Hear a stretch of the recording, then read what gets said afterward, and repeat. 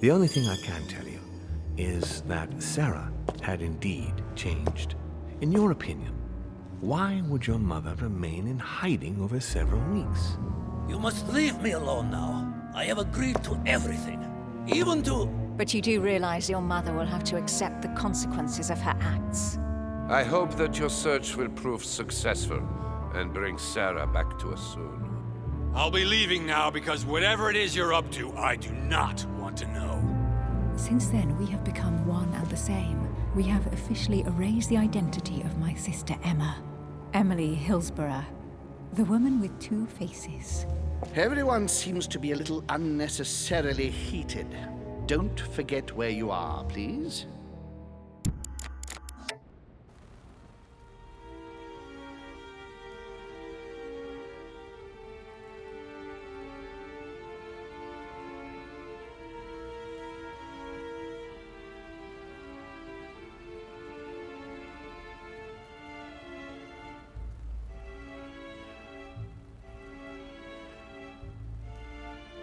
Don't move. Wait, I don't... So you've come at last. Easy. Let me turn around. Oh my God, Mother, what has happened to you? Who are you? What? But, Mother! Who are you? It's me, Louis, your son. No, you lie. You won't catch me out like that. Louis isn't here. He obeys his mother. He would never have come here. Mother, I don't know what you've been through, but lower your arm. Please. You think I was born yesterday, do you? But it won't work. I'm begging you. One day you will fall. Mother! Why are you here? I'm here to help you. You have nothing to fear. If only it were so simple. You are evil incarnate. Every word that comes out of your mouth is sharper than a razor blade. I don't wish you any harm. Really, Mother. It's me, Louis. Don't speak to me about him. You will never get him. Mother, stop torturing yourself. It really is me, Louis. How can I convince you? If you really are who you say you are, what was the saying I taught you? You've been telling it to me since I was 3 years old, Mother. How could I ever forget it? Always keep your mind rational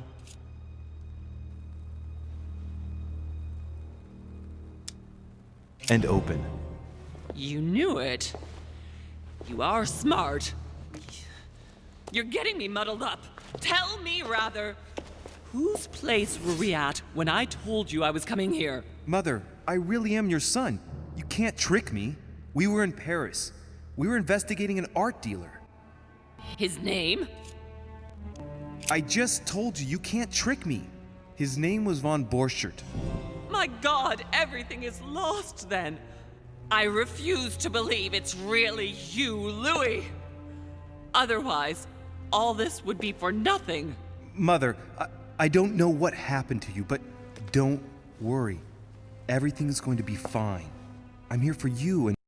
No! I ordered you not to come with me. I received a letter and Lord Mortimer informed me of your disappearance. So I took the... No! No! No! It's not true. It's a nightmare. Don't tell me that. Have you spoken to him? Oh, shit. She's completely panicked because I spoke to Mortimer. It seems she's afraid of what he might have said to me about her. Did he speak to you? Don't believe it. I thought I'd meet him the moment I arrived, given the situation. But not at all. He didn't even bother to meet me in person. I imagine that Elizabeth was still here. Very well. Rational and open, Louis. Since you arrived on the island, has anything strange happened to you? Depends on what you mean by strange. Do you want to tell me about your relationship with Elizabeth Adams? Louis, I don't know what you found out, but just know that I did everything I could to help her. I'm sure you did, Mother. I'm not judging you. You know, what she had to put up with was slowly gnawing away at her. Now shut up and listen to me. We might still have a chance. Something of utmost importance is going to play out right here. What are you talking about? A conference, Louis. I should think all Mortimer's guests have arrived by now, haven't they? Yes, they have. Since this morning. Perfect. The conference will be able to begin. You will attend this conference, and you must find out what Mortimer is up to. Don't trust him, Louis. Understood? But what's it about? No matter. I'd wager it's about a vast acquisition of some territory in North America. This, however, is not the issue. But don't you think that... Louis, I made a mistake by coming here. We are in the lion's den. What do you mean? Mortimer, Holm, their guests. Watch what happens. Do you think it's normal that the representatives of the most powerful nations are here all on their own without anyone else? On an island in the middle of nowhere in total secrecy? No, not really, but... Louis! They shape the world. They manipulate us. Everything is decided here and now. They create and break states, provoke wars, destitute governments, or decide who will be their leaders. Open your eyes! Mother, calm yourself, please. Nothing is impossible for them. They are capable of reaching everyone, wherever they may be. Through high society banquets, they model the future of us all, and it isn't at all an issue for them. And? What do you propose? It's time to act, my son.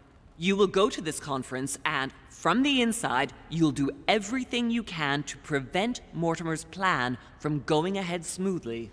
We can talk later. I'll explain everything. But why? Do as I say, Louis. It's of the utmost importance. Beware of Mortimer. He won't let anything stand in his way. You promised me that after... Yes, after. Go now. Yes, Mother, I'm going.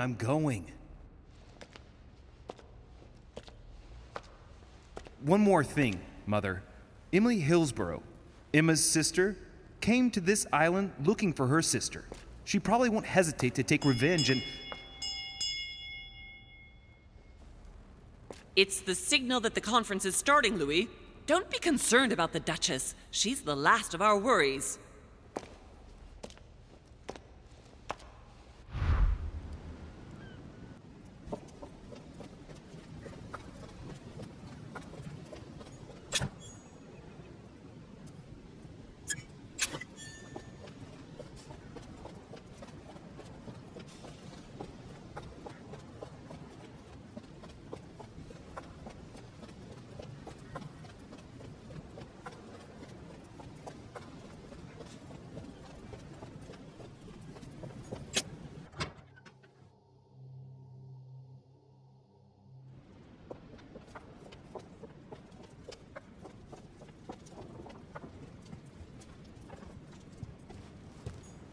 Monsieur de Richet, you're the only one missing at the conference. Please join the guests. Monsieur de Richet.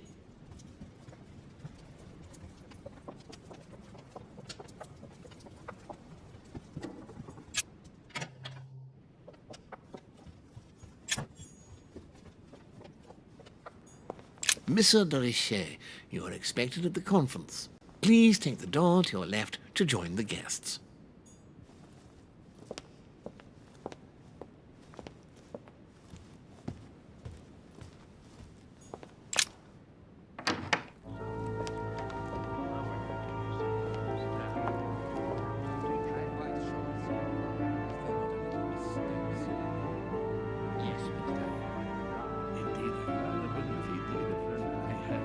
Respect to any other candidates. Totally wrong, I assure you. I have suspected it. That does seem the same. That does seem the same.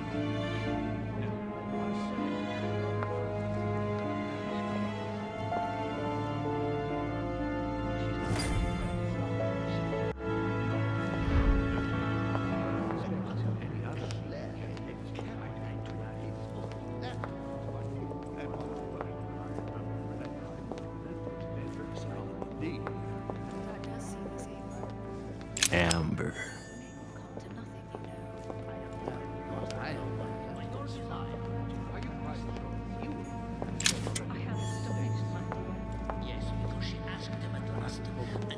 not help answering her, but she said he seemed quite angry at being A spoken. chest with a motif representing the alchemical symbol of water.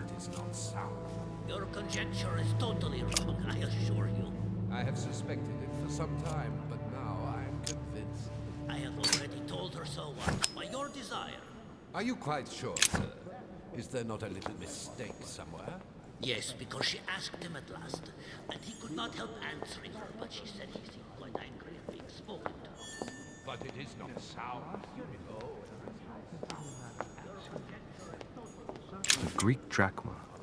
One of the rare ancient coins to be mentioned both in the Bible and in the Quran. She's not acting by design. Are you quite sure? Is there not a little mistake somewhere? Yes, because she asked him at last. I don't know if you ever found what you were looking for in the garden, but Mortimer is waiting for you. I suggest you get a move on. You say it as if you were afraid of him. Conjecture is totally wrong, I assure you. I sense that you have things you'd like to say, but something's holding you back. What is going on between you two? Nothing. Absolutely nothing. I believed in him. I followed him to the best of my ability. I championed his ideas, defended his decisions, and then, without even realizing it, I became lost. The siren's song, Monsieur de Richet. You wake up one morning, not knowing where you are, and you think about everything you've done for a man who wasn't even worth it. For a man who has no respect for you, who uses you, and who drops you as soon as he no longer needs you. For me, it's too late now. But you still have a choice. Don't respond to his call, sir. I have suspected for some time, but now I am convinced. I have already told her so once, by your desire. I am astonished, my dear. Is there not a little mistake? Must hope. My son, glad you're here. It seems Lord Mortimer's been waiting for you to arrive before beginning. What a pity your mother isn't here for the conference. I hope I'll be able to see her before I leave. I still have a very important letter to give to her. Feeling all right, Louis? You look like you're miles away. Everything's fine. Don't worry. Lord Mortimer wants to talk to you, Louis. Don't make him wait. Indeed, I rather believe he did. I thought so. But I heard. Your conjecture is totally wrong, I assure you. I have suspected it for some Good evening, gentlemen. Are we ready? The much-awaited conference is about to begin? That is what we have all been waiting for. I believe that Lord Mortimer wishes to speak to you before it begins.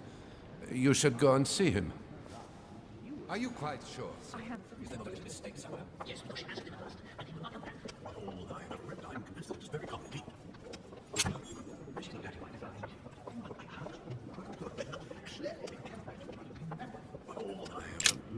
Ah, Louis, I've been expecting you.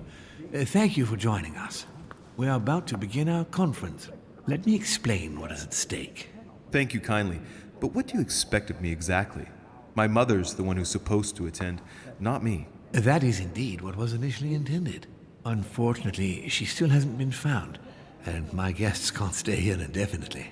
The conference must begin, and it would be truly beneficial to the Order to join in the project. Consequently, I would like you to replace her during her absence. What is at stake here is of the utmost importance. It's important that the French Order gets their say. And should you need any advice, don't worry. You are not alone, Louis. Very well. Can you give me a brief explanation of the aim of it all? Of course, Louis, I was coming to that. The aim of these meetings is to bring together the most influential people in order to think together about the future. But the future of who? Of the world, Louis. Our desire is to steer the destiny of our respective countries for the good of all, and to no longer suffer the random hazards of history. In concrete terms, how do you organize your discussions? A conference is always organized the same way. There are two masters of ceremony who determine an important subject. You and Sir Gregory, I presume. Exactly. We shall be the masters of ceremony. It was our obligation to each bring to the table several guests, in order to debate a subject. Once the debate is closed, a decision will be made by a vote of all the participants. By a unanimous vote. If the project is not agreed on by all, then it will be rejected. And neither of the two masters of ceremony have the right to vote. It's up to the guests alone to decide, Louis. In other words, us. Gregory and myself are merely the go-betweens. Finally, if the project is validated, each guest goes home and starts working to make it happen. It can take years.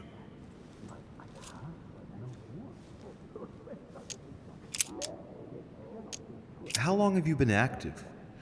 Oh, this tradition has more or less always existed, Louis. It has continued from generation to generation.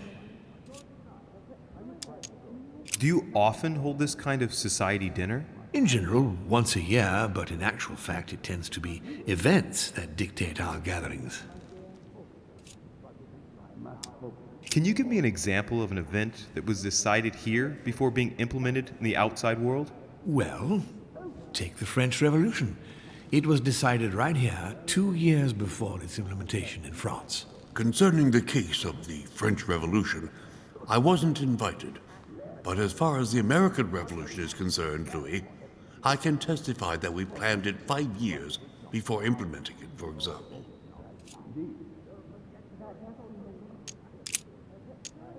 Louis, let me keep you a moment. I would like to let you in on a secret before we begin, because I'm going to need your assistance. You see, the project I'm going to present concerns the territory of Louisiana in North America. It's currently Spanish territory, and I'm going to make the proposition to the Assembly for it to become French. But how does that concern me? Well, you see, I prepared this project with your mother. We began thinking about a crazy idea. Unfortunately, Sarah went missing before getting the bigger picture. I don't intend to stop at Louisiana. My idea is to increase the territory of the United States. The first stone of this vast project consists of getting Spain to cede Louisiana to France. Once it becomes French, France will hand it over to the United States, which will then allow them to double the size of their territory. And that's where you come in. France and the United States, hand in hand, two democracies illuminating the world. But why spread it over 2 phases? Why not announce the overall project immediately? Unfortunately, if Spain were to hear that the intention of all this is to allow the United States to grow, they would never sign. Manuel Godoy is perfectly aware of President Washington's appetite. If the United States took Louisiana, Godoy would know full well that he will have lost the entire North American continent. Things must take place in several stages. Otherwise, the change will be too brutal, and he will have no choice but to reject the project. Take a look at them. Apart from President Washington, they all belong to monarchies. Do you really think they won't resist? Of course they'll fight, fearful as they are of losing their precious privileges. But the world needs visionaries, like you, like your mother. It's a pity Sarah isn't here to see it. She only knew about a tiny part of the project. I hope I can count on you, Louis. It's time to start now. I must ask you to keep it to yourself for the time being. Take a seat, follow the discussions. We will have an opportunity to catch up later, and you'll be able to let me know your thoughts. Blast it, Mother. You didn't know about everything. His project is commendable. Why tell me to beware? Could you have gotten it wrong? I can tell you that someone is engaging. My friends, I propose we get started.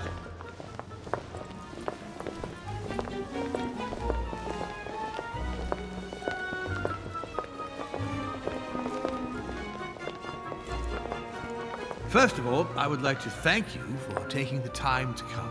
The honor is ours, my lord.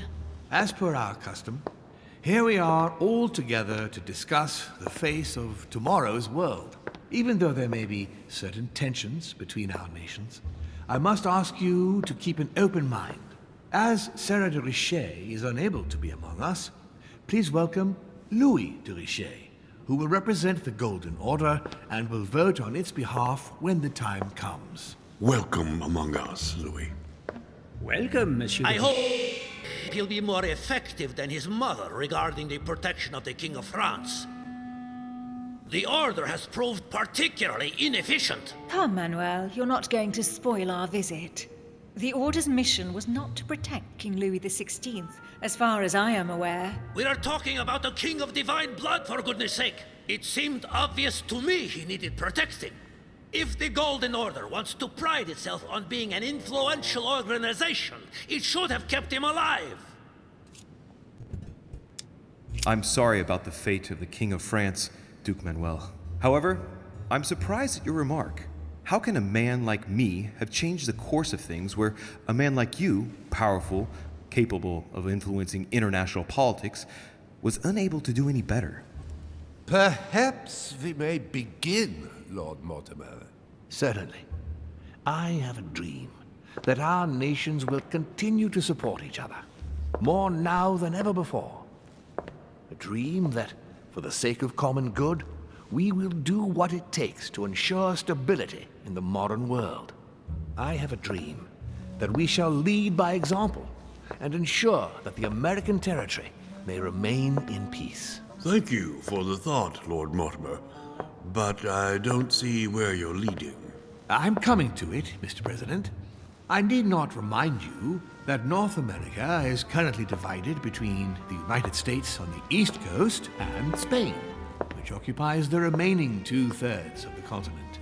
Well, I propose that Spain cede the center of the continent to France, namely all of Louisiana. Louisiana? But, well, it is not for sale. Lord Mortimer, I sincerely hope I have not come all this way just to hear you ramble on about what Spain should and should not do. When we went to all the trouble of gaining the territory a few years ago, it was not just to lose it today. Have I made myself clear? What did I tell you, William?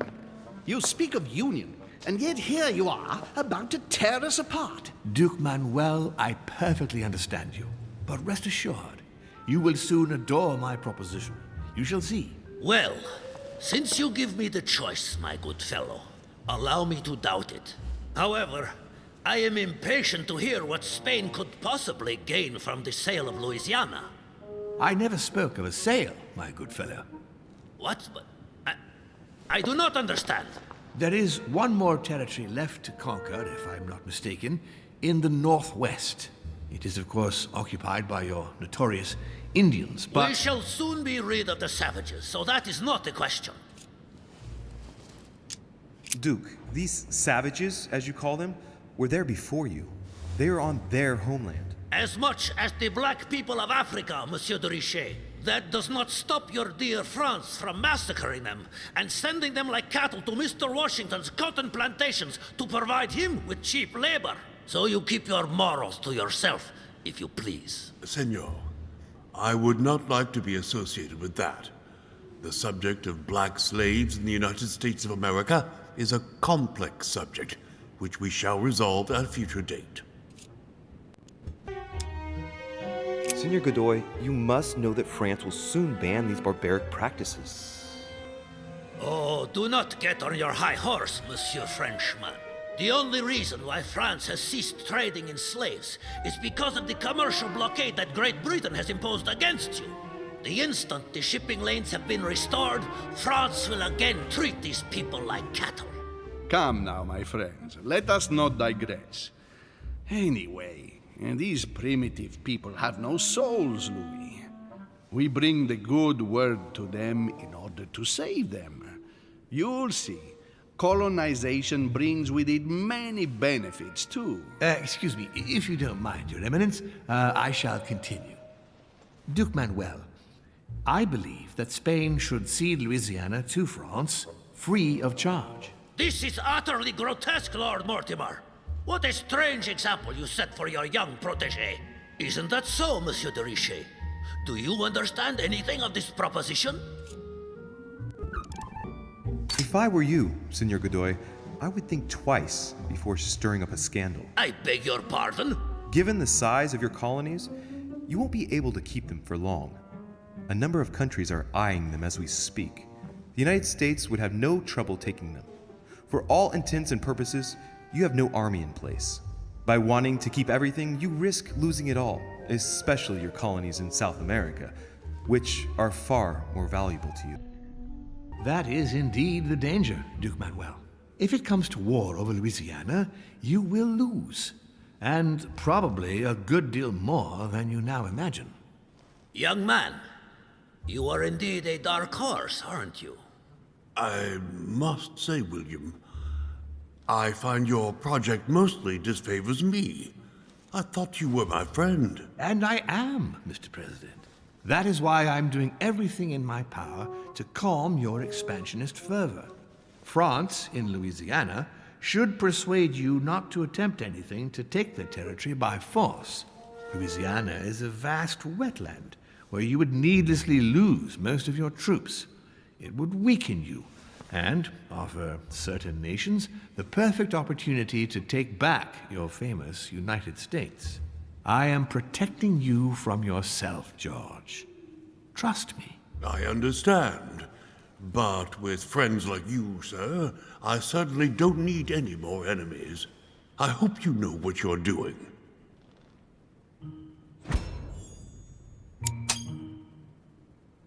Am I imagining things, or does it look like Washington isn't aware of Mortimer's plan? Not to put too fine a point on it, Lord Mortimer, but I doubt the Holy See would be in favor of Catholic Louisiana being handed over to secular revolutionaries and king killers. I should think Monsieur de Richet has an opinion on this subject, does he not? If France took the Papal States, their opinion over the sale of Louisiana would be definitely resolved. Good Lord. You are talking of an invasion of Italy. Don't take it the wrong way, Your Eminence. Colonization brings with it many benefits. You'll see. Very funny, Monsieur de Richet.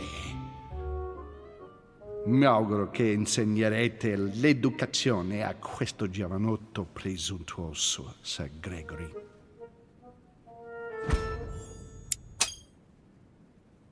I hope that you will teach this pretentious young man some manners, Sir Gregory. It looks like I won't be just making friends here.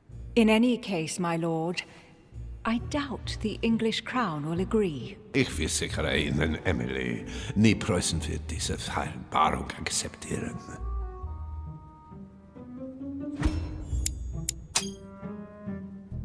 I assure you, Emily, the Prussian will never accept this agreement. Volner looks like he's set on ruining Mortimer's plan. Duchess, I am persuaded that we shall find a common ground. That's enough, William. These are grave times. We don't care about the fate of Louisiana. That worthless expanse of putrid swamps interests no one but yourself. Speak for yourself, my friend. Hold on there, Mr. Royal Gigolo. Lower the volume, and let Sir Gregory finish.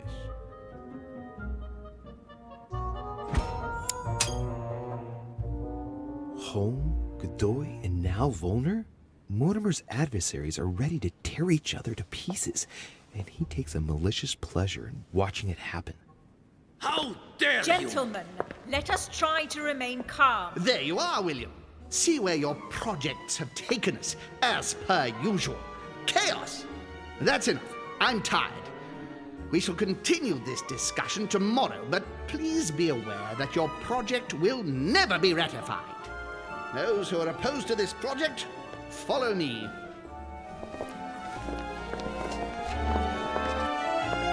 Are you coming with us, Monsieur de Richet? Come, Gregory, I think Louis would rather stay. Wouldn't you, Louis? As for me, I think I shall remain with Lord Mortimer, Sir Gregory. You are committing a grave error, Louis. Time will tell.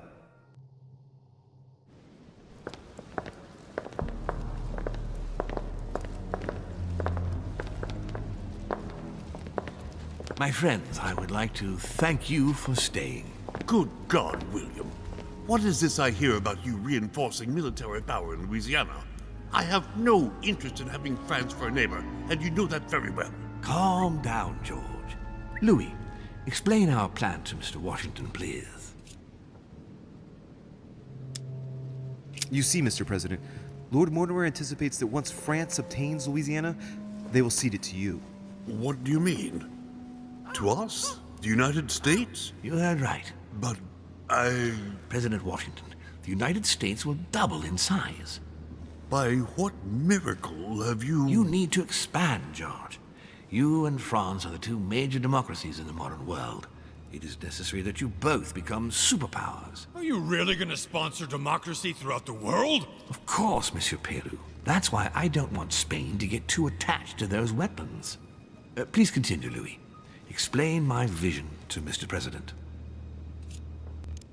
Mr. President, Lord Mortimer intends for you to conquer all the North American continent. He's relying on you to not stop at Louisiana, but to continue to push west. Indeed, it would be dishonest to pretend that this is not my final objective. But why didn't you tell me before? So that Lord Mortimer would appear to be isolated without support. Exactly. You got it, Louis. Lord Mortimer retains the advantage by advancing undercover, and for it to work, he needed you to act surprised. William, you haven't changed. Always one step ahead. One step ahead? You're joking. More like 5. On that note, my friends, it's getting late. Mr. President, continue to take offense over my project when we resume the conference in the morning. You do it to a T. And if Sir Gregory has the audacity to send you an emissary to convince you to go against me, do me a favor. String him along if you can. The more they believe we are divided, the more we'll have our hands free. Only too happy to oblige. Now, let us get some rest. We've got a big day tomorrow. Good night, gentlemen. Good night. Louis, if you have a minute, I would like to ask a favor of you. I'm going to require your services. How can I be of help? Tell me all about it. Our adversaries are many, and the closing vote of the conference will soon be upon us. Time is of an essence, so I'll need you to assist me this evening. How can I help? I need you to go this very evening to persuade Signor Godoy to join us. He is the backbone of Gregory's resistance. Turn him round, and all the others will follow in such a stampede that Gregory will be able to do nothing but admit defeat. Lord Mortimer, with all due respect, don't you think I'm the last person Godoy wants to talk to? I'm sure you can do it. I believe in you. Lord Mortimer, you're not telling me everything. Let's say I wouldn't disapprove if the Right Honorable, though nonetheless choleric, Duke Manuel put you in his bad books. If it could motivate him to declare war on France, it would greatly serve our interests. War? What do you mean? I told you before the conference. The more we distract Spain from the Americas, the less it will have an eye on Louisiana.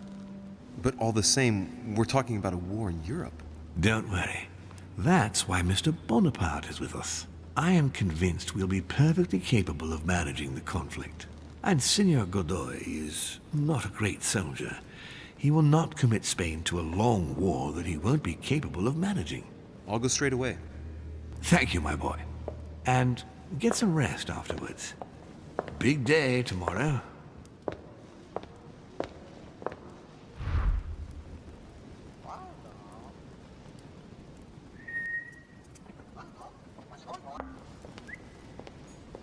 Aren't you afraid our projects for Italy may be discovered before we... Oh, please excuse us, Louis, but I need to speak with Lord Mortimer in private. No. What do you want, Louis? I'm going to have a word with Duke Manuel, but you know him better than I do, I believe. Yes. Avoid any marks of respect and protocol pertaining to his rank. He's not fond of courtly manners. Thank you for the advice, my lord. When are we supposed to vote? The conference resumes tomorrow morning. That leaves little time for the little favor I spoke to you about. Indeed. I'll go straight away. I shall be leaving you.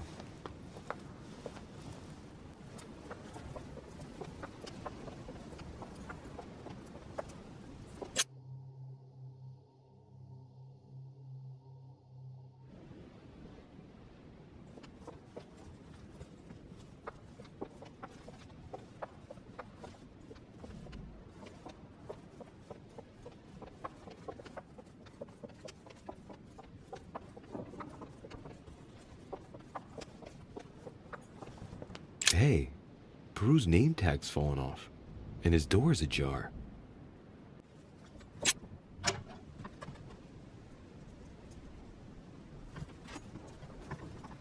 Dear Monsieur Perrier, I'm writing to thank you for the funds you've had. No space left. I'll retrieve it later.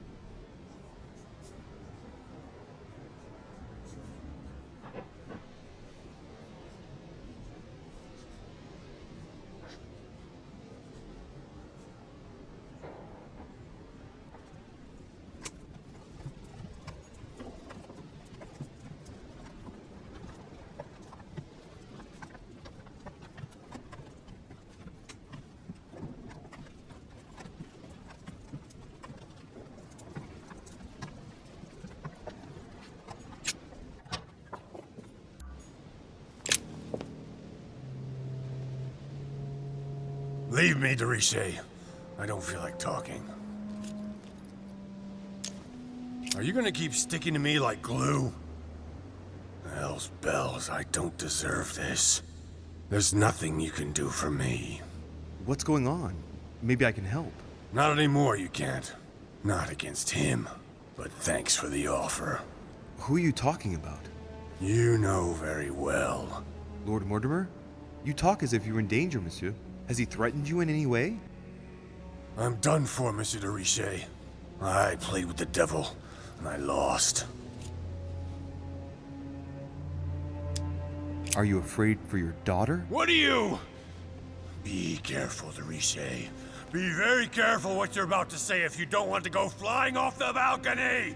What do you know about her? Nothing apart from the fact that you love her and you're saying goodbye to her. I read your letter on your desk. I ought to get rid of you. Perhaps I can help you. The hero syndrome. You always think you can fix things. She will be safer far away from me. That's it. What's more, no one must find out where or who she is. Is that clear? Perfectly. But why say goodbye to her? She must still need you. The only thing she needs is for him never to find her. Time is short, Louis. Follow my advice. Find your mother if she's still alive, and get out of here. Flee this damned island of doom. Are we in danger? You've been in danger since the minute you set foot on this rock. He wants you. He's sizing you up. He is circling around you. It's blindingly obvious, and you, flattered as you are, will soon be running around for him just to keep your place among his precious few. It feels so good to be accepted by him. You will experience power, wealth, glory. He will give it all to you until one day you will feel so eaten up inside that you will no longer know who you are. You will find yourself void of all conscience, of all freedom, and can no longer look at yourself in the mirror without feeling sick. Refuse, I tell you. From now on, say no. No! You're a good man, Louis. You look after yourself. As for me, I shall take back my freedom tomorrow morning. I'm through with it all. There you go. Back in the saddle. I'm glad to hear it. Come on. It's late. I'd like to get some rest. Very well. I'll leave you then. See you tomorrow, monsieur.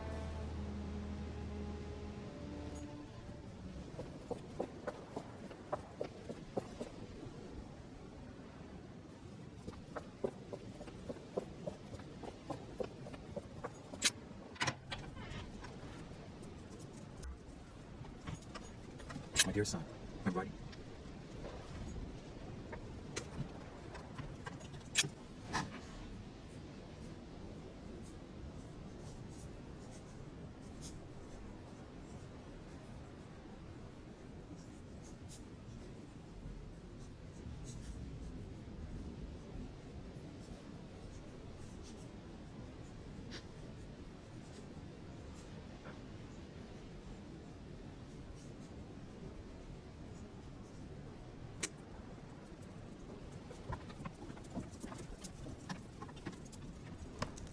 The Beaucaire dinner. It hasn't been signed yet, but there's a letter with it. It isn't signed. That's some quality paper. And that handwriting, I'd say it's Mortimer's.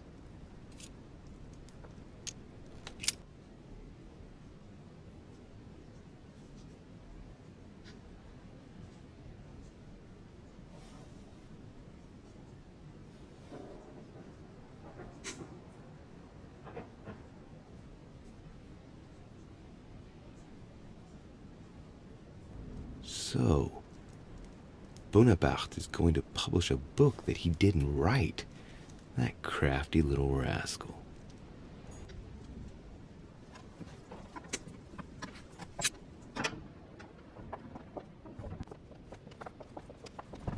Duchess Emily Hillsborough.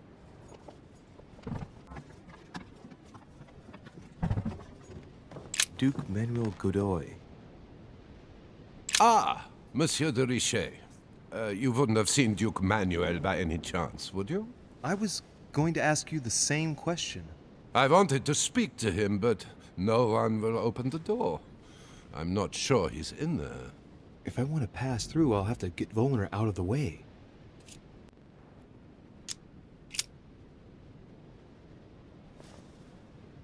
He won't let me by. I'll have to find another way of getting into the damned room.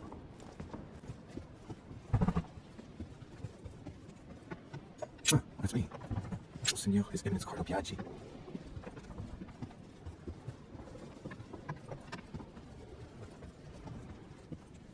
President George Washington.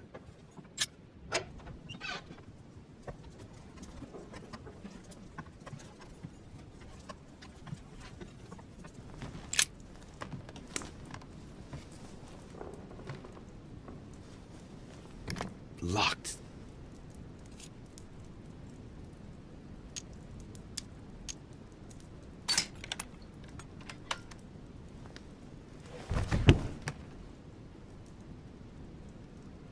President's personal reserve of laudanum, and judging by the quantity, you can't go without it. Ah, there's also a letter.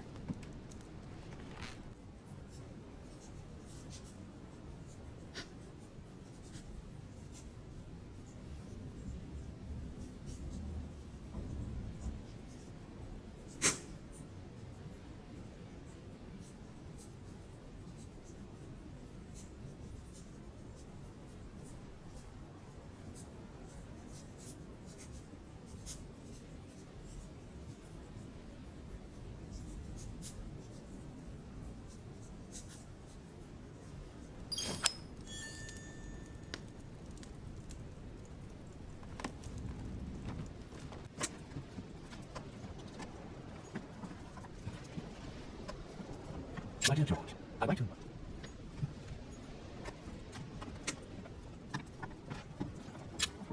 Carmelite water. They say if you drink this, it gives you a real boost.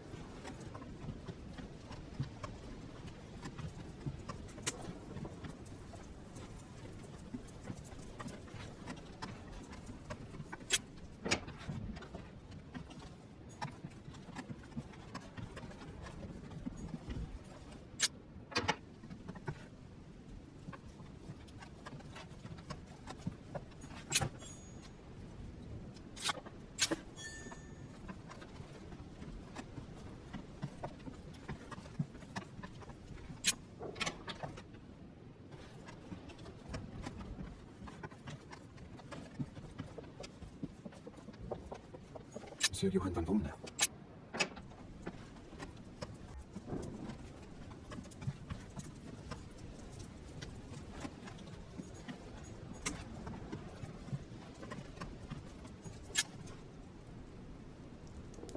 Great Work of the Soul by S. Madone. Pure alchemy is a thought, an art that is performed on the matter of the soul. Great alchemists work to transform and perfect the latter by a series of processes known as the Great Work. There are 4 phases to attain the ultimate in spiritual fulfillment. The human soul must descend, be corrupt, in order to become decomposed. It's something like what I felt when I think of what I found out about my mother. The soul broken up must be purified by the alchemist. Nice program. The soul must be transformed in order to attain sublimation by the recombination of the alchemist. It's tempting. Thus ends the great work. The incarnation of the purified spirit, the elevation of the soul, now become perfect. Its resurrection, thanks to the action of the alchemist.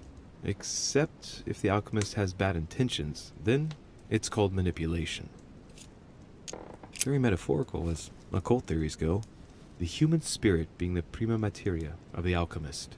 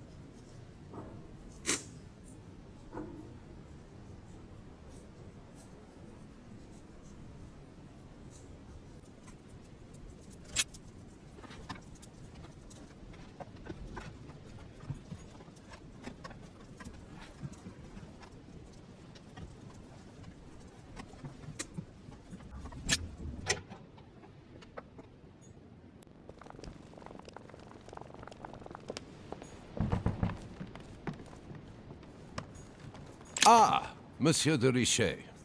You wouldn't have seen Duke Manuel by any chance, would you? I was going to ask you the same question. I wanted to speak to him, but no one will open the door. I'm not sure he's in there. If I want to pass through, I'll have to get Volner out of the way. Excuse me, but I must fetch a letter for the Duke. Very well, sir. You may pass.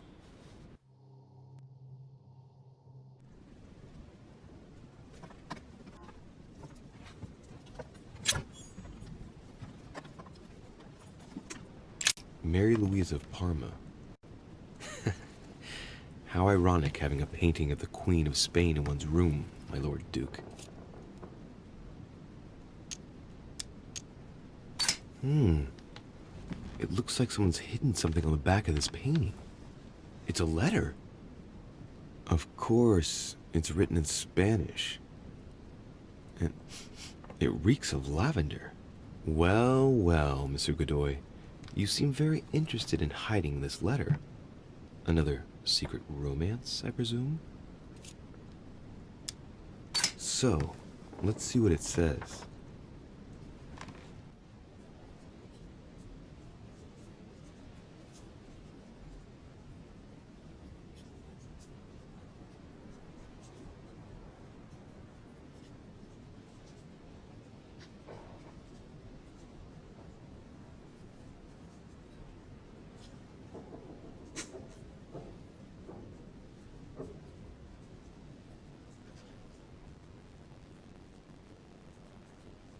It seems that the Queen isn't the only one enjoying the Lord Duke's favors.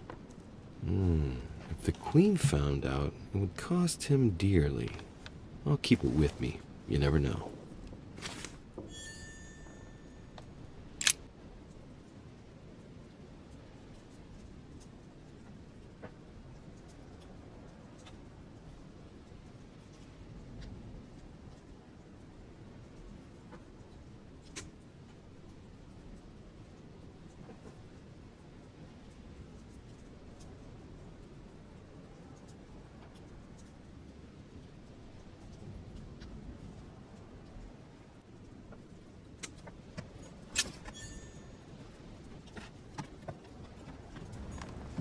Manuel Godoy. A painting of himself in his room. Now that's not going to help him develop a sense of modesty.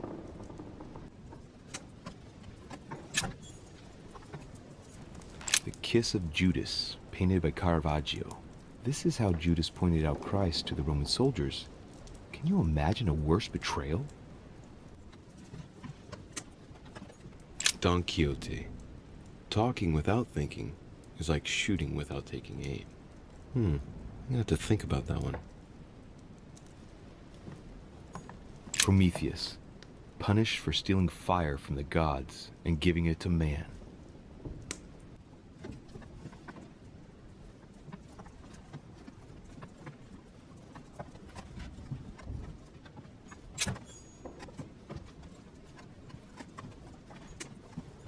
Amber crystals.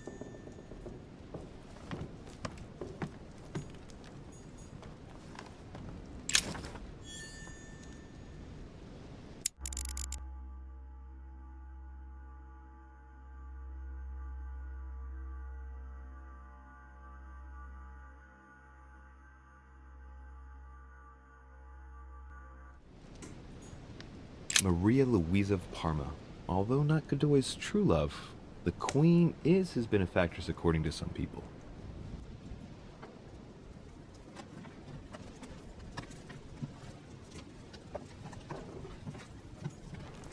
Charles IV of Spain. Now there's no chance of Godoy forgetting who he owes everything to.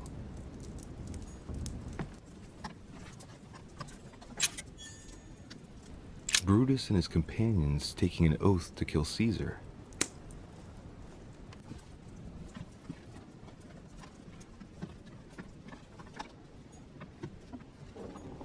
Volner's probably still behind the door. I best go out through the balcony just in case.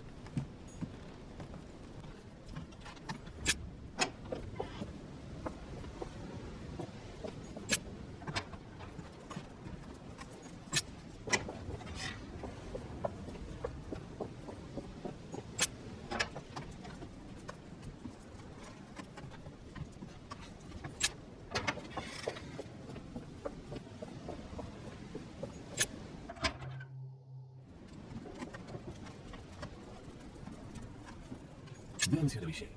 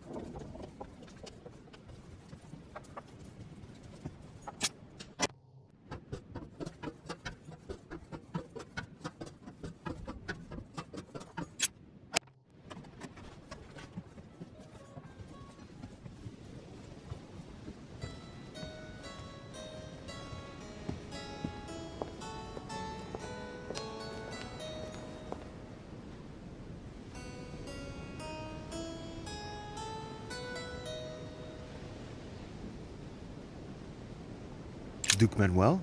Well, well. Monsieur de Richet, I was not expecting you. I am not in the mood, sir, I warn you. What do you want from me, sir? I see you're still feeling under pressure. Since your arrival, I've noticed that you've been on the defensive. Huh. It seems to me that Monsieur Peru has a knack for getting your back up. That is the least you can say. Indeed, I was warned. I knew what to expect. For God's sake, why in the hell did your people execute their king? Have the French gone stark raving mad?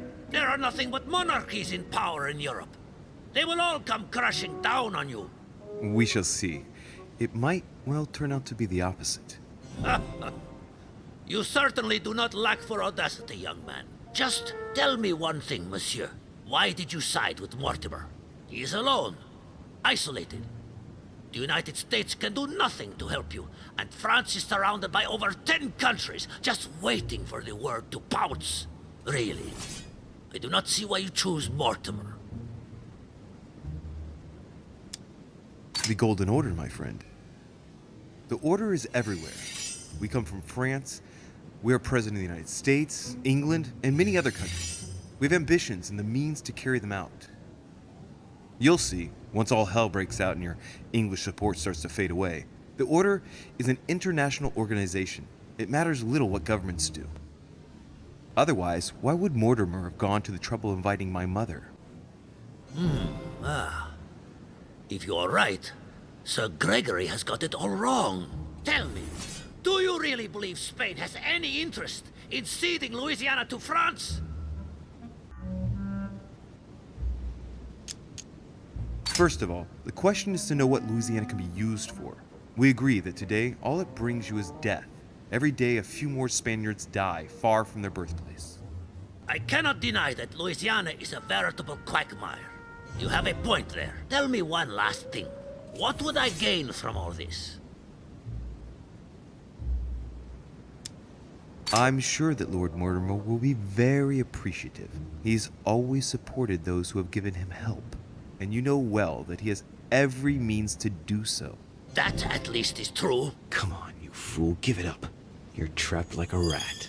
Monsieur, I am astounded.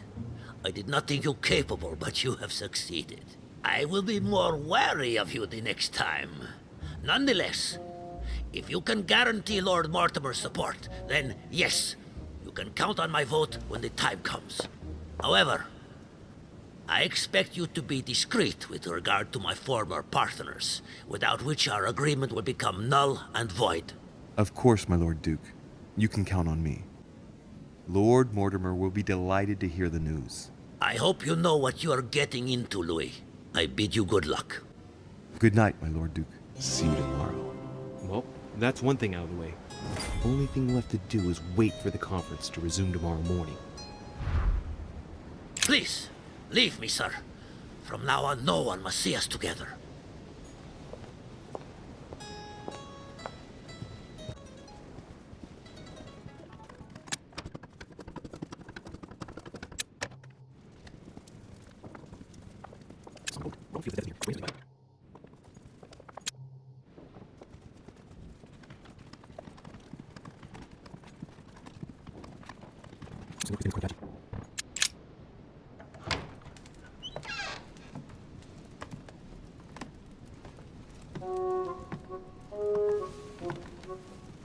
Good evening, Monsieur le Français. Duchess, you're here. What a charming surprise. I'm beginning to think you can't be without me.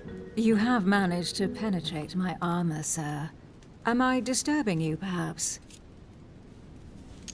That's not what I said. Ah, by the way, you surprised me during the conference. Why's that? Well, you are going to lose. Why stay with Lord Mortimer? I believe he has every chance of winning. My, you are a rash one. However, if ever you want to change sides, please feel free to let me know. But tell me, you didn't come here to try and make me change my mind, did you? That's the last thing on my mind, although you would have everything to gain by it. Do you perhaps know something that I don't? Come on, Emily. It's time you lay your cards on the table. If you know something I don't about Lord Mortimer, now's the time. I don't want to speak ill of him, but in certain circles, you can't exactly say he has a good reputation. Continue. Well, there have been instances where he has used people, then gotten rid of them once he no longer seemed to need them, Louis. He makes fine promises, makes you feel valuable, tests you. But beware. I'm worried that something might happen to you. Are you advising me to change sides as a precaution? I'd rather say as a safety measure. Louis, if you trust me, you ought to ask yourself why I have chosen home. You do trust me, don't you? Of course, Emily. Admit, though, that it does make you think. There's still time, you know. Join us before it's too late. Unfortunately, my word is my bond. I don't want to leave Lord Mortimer in the lurch. Very well, as you wish. It's up to you to decide. Tell me, are these visits to Mortimer's always so intense? Yes and no. My sister doesn't normally disappear like she has. Any news of your mother? I haven't had a minute to myself, what with the disappearance of Elizabeth and then the conference. Yes, I hope to continue my investigation tomorrow. Do you have any leads? No, not really. That's the problem. Too bad. Can we change subject, please? I didn't come here to go through all that again. Of course, it's late. You're right.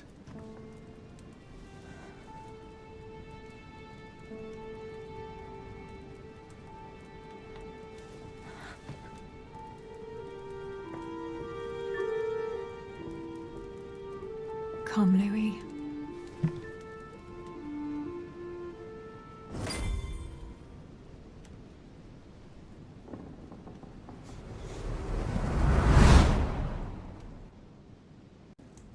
My friends, do not worry. I assure you that Lord Mortimer's plan will never see the light of day. I shall deal with informing our allies, but for the time being, I need you to make a stand. What do you think about Monsieur de Richet? I don't know yet. I feel there's great potential in him. He looks like he can be trusted. And Duchess Hillsborough. Why isn't she here? She's busy. Don't worry about her. Oh, isn't it time to replace her? Not so fast, sir. She is an important figure. You ought to have a little more faith in her. What are we going to do about Washington? He will be a hard nut to crack. On our chessboard, he is Mortimer's king. Don't worry. Mr. President only wants one thing: to keep his dear America united. He won't jeopardize everything he has achieved on a whim. He has been serving Mortimer for quite some time. It won't be easy to bring him around. Do you feel all right, Mr. Godoy? You haven't said a word. Please excuse me, gentlemen. I feel tired. Oh, I see. I think it is high time you left us then. Now!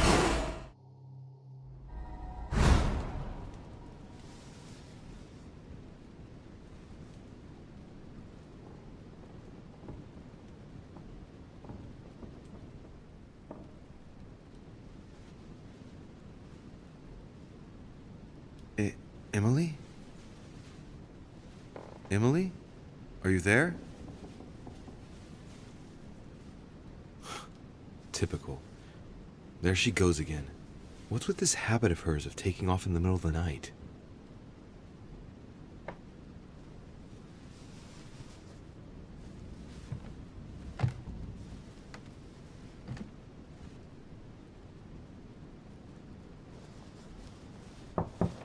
Sir, the conference is about to begin. You are expected in the conference room. Tell them I'm coming. Thank you. Come on, Louis. The game is back on.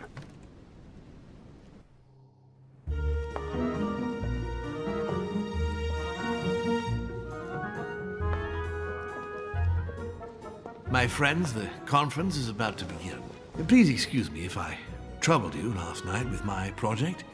I understand that you might well have a few questions to ask. As you know, the final vote will be cast in a few days. This morning's aim is to answer your questions and check the temperature of your respective positions so that we may reach a greater understanding. As always, Lord Mortimer. We parted in perfect disagreement, my lord. Where would you like us to take it from? Come, sir. Please let William believe he still has a chance of winning us over. Otherwise, his imprecations will lack panache, and we shall be bored stiff. Oh, let me reassure you, I am convinced that a good night's sleep has brought sound advice, and that this morning will be even more interesting. Therefore, I would like to go around the table in order to hear everyone's first impressions. Well, I am still firmly against it, even though my choice won't count. Against. Against. Against. And you, Luke Manuel? Well, you see, it is more complicated and Godoy? Calm, Gregory. Don't try to impress my guests, please. They are not your guests. Gregory, anyone under my roof is by definition my guest, you included. I would be very grateful if you would let my guests speak. Duke Manuel, you were saying you still had some doubts? Well, you see, the situation has changed since last night. What's going on here, my Lord Duke? You see, I gave it some thought during the night. New arguments have come to light. What do you mean, Duke Manuel? Sir Gregory, I regret to inform you that Spain will not support you in this operation. I vote for. Moreover, in response to arguments brought to my attention, I declare war on France. What? What is he doing? If you think France is afraid of you, you are dreaming. Over 10 nations rise against you, young man, and you behave like a yapping little dog? When the French armies are at your door, my Lord Duke, you will change your tune. Well, as for me, I am for Lord Mortimer's project, despite Duchess Hillsborough's overwhelmingly convincing nocturnal attentions. What? So Emily was playing at trying to win over guests last night? It was nothing more than a friendly little chat, of course. How could it be otherwise? And by the way, remember me to your husband when you see him. And you, President Washington, what is your position? For, of course. Well, that leaves just yourself and Monsieur Peru, Louis. You're all making me sick. Look at yourselves. What? You are pathetic! Have you been drinking or what? There you are, quibbling away.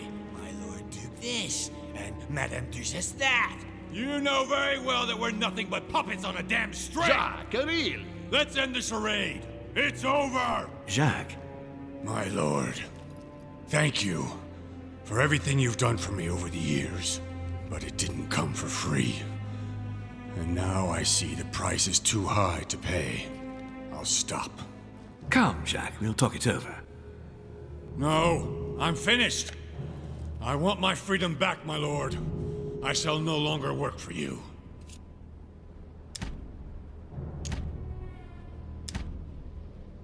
Wait! De Richet, you just can't help it, can you?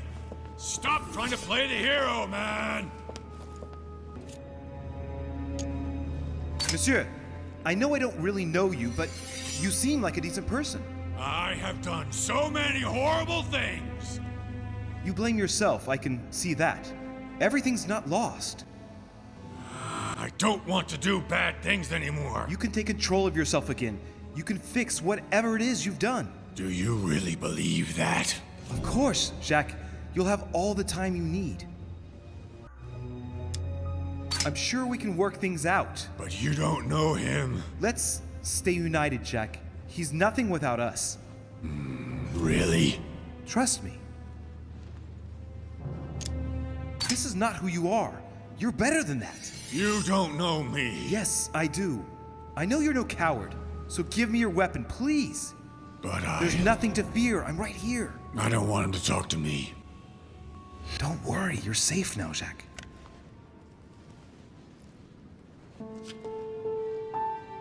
Monsieur Peru, you could have seriously hurt someone if Monsieur de Richet here hadn't stopped you. Your behavior is unacceptable. You would do better to go and rest in your apartment. My friends, we shall continue the conference later. I would like to apologize for the inexcusable behavior of my guest. We all need to recover from all of this excitement. Take the rest of the day off.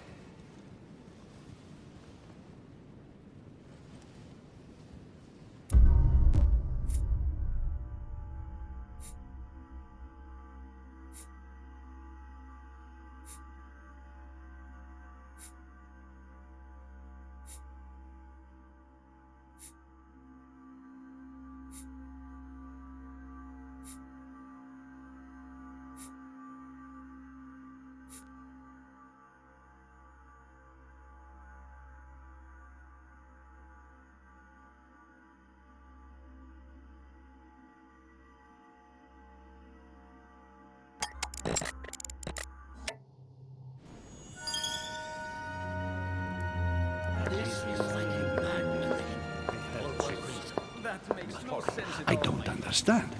I spoke to him only recently. Monsieur Peru has lost his mind. It's obvious. Yet another way for the French to make a spectacle of themselves. Well, once again, it has worked. My friends, let us settle down, please. We are all in shock, of course. Let us celebrate Louis's courage. He enabled us to avert a tragedy. Yes, that was very noble of you, Louis. You have given us all a fine lesson in courage. Thank you. He owes you his life. That's quite something. That madman deserves to die. We are providing Monsieur Peru with care, but rest assured, he is no longer a danger to himself or anyone else. I think everyone needs a little rest. Can you stay a moment? Of course.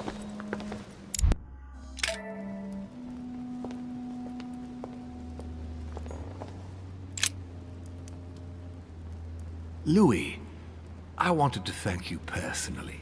I admire what you did to save Monsieur Peru's life. You have given us all a wonderful lesson in courage. Don't mention it, my lord. You would have done the same. I was just quicker. Ah, humility is a fine quality, sir. Where is he now? In his room. I've sedated him. I don't want him trying to take his life again. Or, worse yet, attacking one of the guests. When in despair, Monsieur Peru is clearly a dangerous man. Tell me, my lord, can you think of any reason why he would be so terrified of you? Terrified? Come now, that's a bit harsh. I think he was simply unable to put things into perspective. I see no reason to fear me. Ask President Washington. I don't believe I'm such a difficult friend. Having spoken to him, I can assure you that he feared you even more than death itself. Had he disappointed you in any way recently? Of course, he was on the edge. He was desperate, and it grew noticeable in his work. Our collaboration was probably coming to an end, but I certainly didn't feel the need to threaten him, ever. But without you, no more support, no more money. It was an end to his social status. If you lost, he lost everything, didn't he? No, not his life. Thanks to me, I guess. On that note, my lord, I'll be leaving you. Have we covered everything? Absolutely. Oh, Louis, one more thing, please. I wanted to thank you for your support during the conference. You've made the right choice, and it gives me tremendous satisfaction to have you with me on this project. What is at stake is worth it, my lord. Now, I won't hide from you the fact that I have no idea by what miracle we could ever get a unanimous vote. Trust me, Louis. We still have a few more cards to play. You'll see. Anything can happen in politics. I'll see you later, my lord.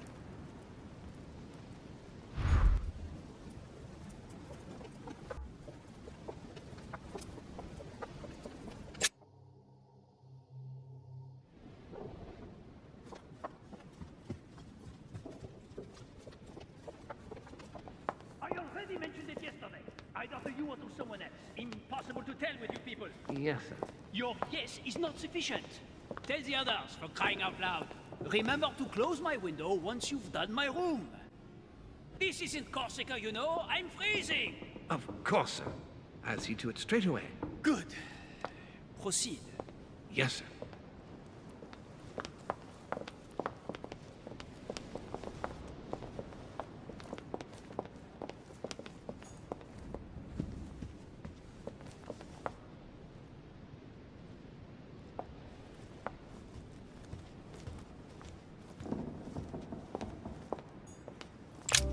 Monsieur Bonaparte. Louis, once again, bravo for what you did. If it weren't for you, Peru would have blown his brains out. You've got courage. I like this. We just lost the vote for the next conference, and we already had fewer votes than Holm. I must absolutely find a solution.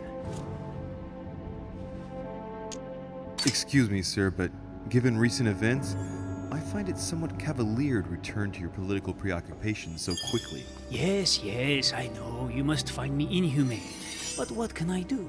We are here to decide upon the fate of our nations, Louis. It is time you realize what is at stake here. I hold nothing against Monsieur Peru personally, but what concerns me most right now is to not lose sight of the objectives of this meeting. In short, we haven't a minute to lose. I'll leave you now. Just a minute. What did Duchess Hillsborough propose last night? Oh, nothing worth worrying about. The pretty little pudding eater found no better tactic than to threaten me. She would have been better off sliding into my bed. At least we wouldn't have wasted part of the night talking for nothing. Threatened you, you say? That's what I said. I think I'm going to have to be careful of English troops crisscrossing the Mediterranean for a while. The witch would let loose the wrath of the English crown on my august person. But if she thinks that would scare a Bonaparte, she is mistaken. Now, Louis, time is running short, and as I said, I'm in a hurry. I have to go now. I will see you later.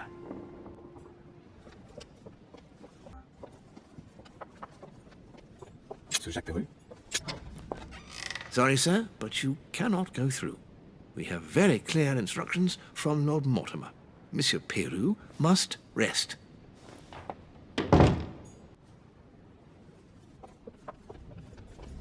Monsieur Napoléon Bonaparte.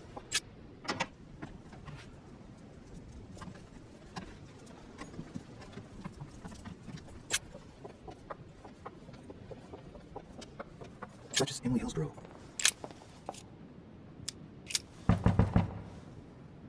No answer. Nothing. Emily? Emily, are you there?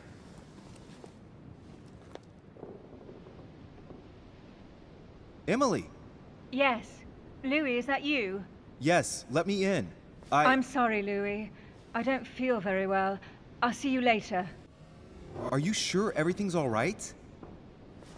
Are you still there?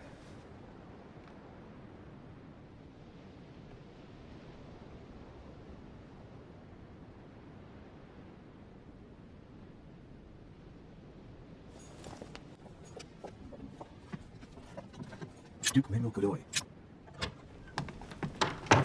Monsieur de Richet, I have no time. I was about to join Sir Gregory. Come back later. All right. I'll be off then. Thank you.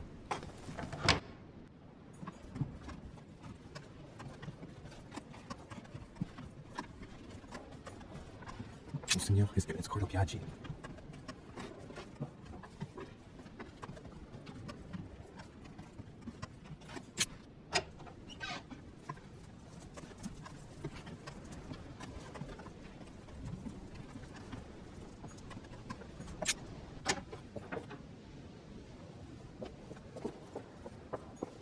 Fragment of amber.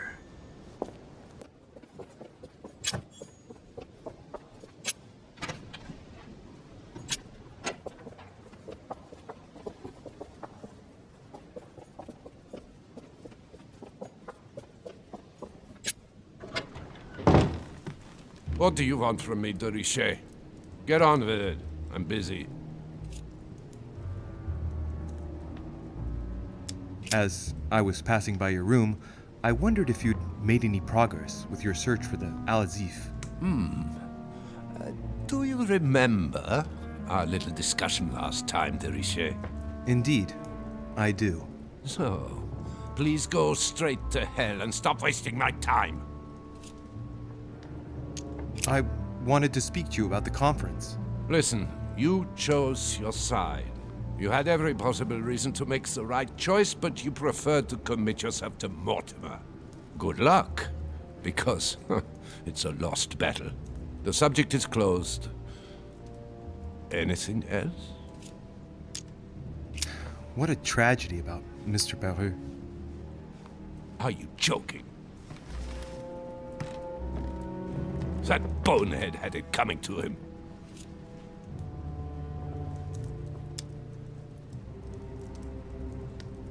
You seem to have taken a personal stance. Am I wrong? Ever since I found out that footprints incriminating him were found next to Elizabeth's body. You can be sure that given the opportunity, I would have put a bullet in his mouth myself.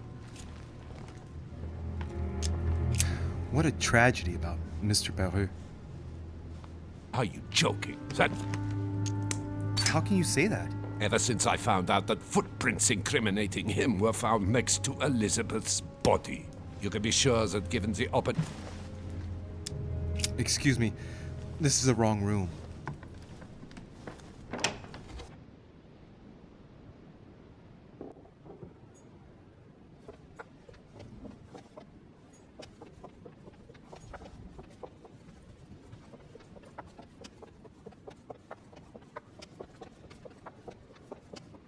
Monsieur Jacques Barreau, Monsieur Napoleon Bonaparte. Duke Manuel Godoy.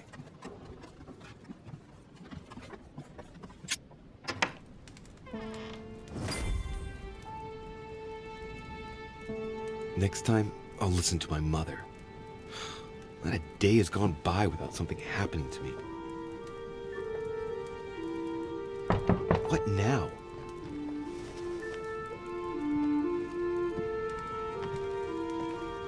Louis, open up, please. Coming, Mr. President, I'm coming.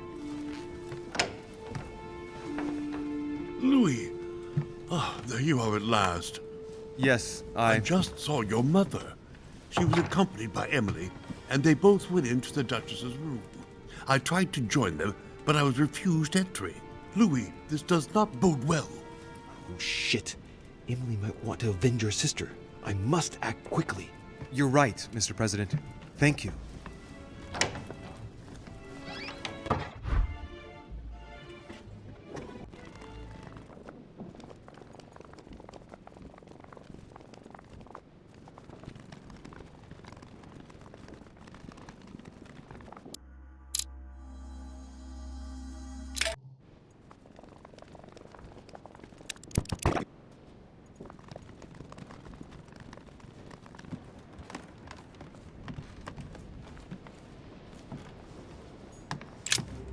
Your Eminence. Ah, Louis. Well done, my son. You may well have saved our lives.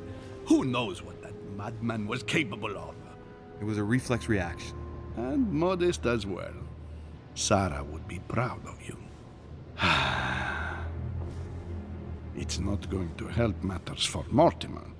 Now he has one less vote for the conference. Ah, I see His Eminence is able to identify a good opportunity in every situation. Now, what do you expect, Louis? The benefit of age. You'll see. You'll learn with time. Except if I find it disgusting. I hope that Monsieur Perrault's act will help you reconsider your choice, Louis.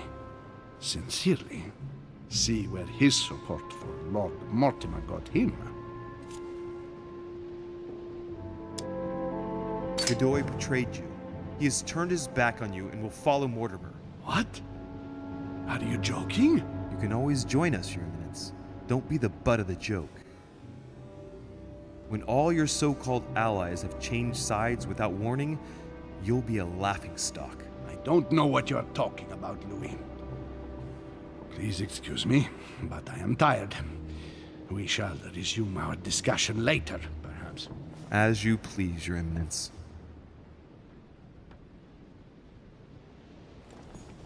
Excuse me, my son, but I would like a few moments to gather my thoughts. We shall perhaps meet later.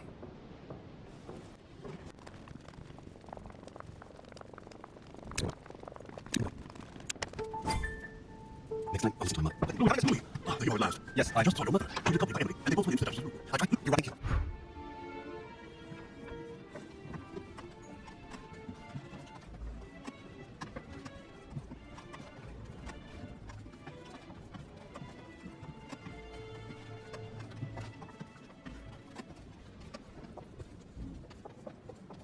Monsieur Johann von Wunder.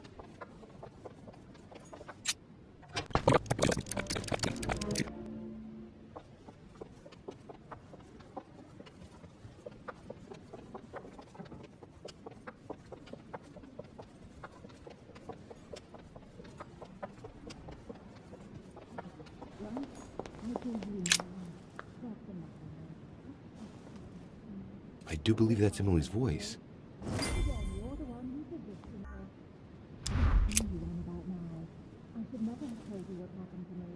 I can't understand what she's saying.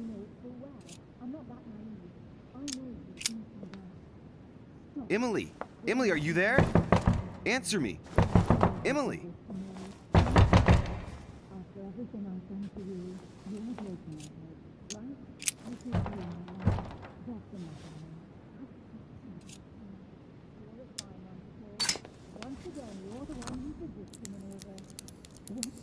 I can't open it. It must be blocked on the other side. I'll have to find another way in, quick.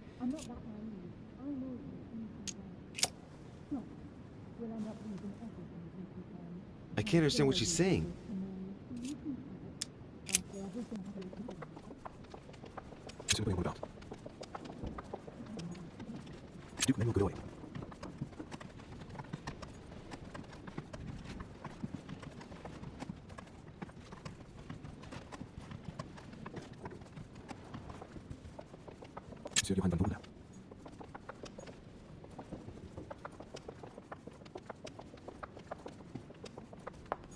Monsieur Jacques Perru.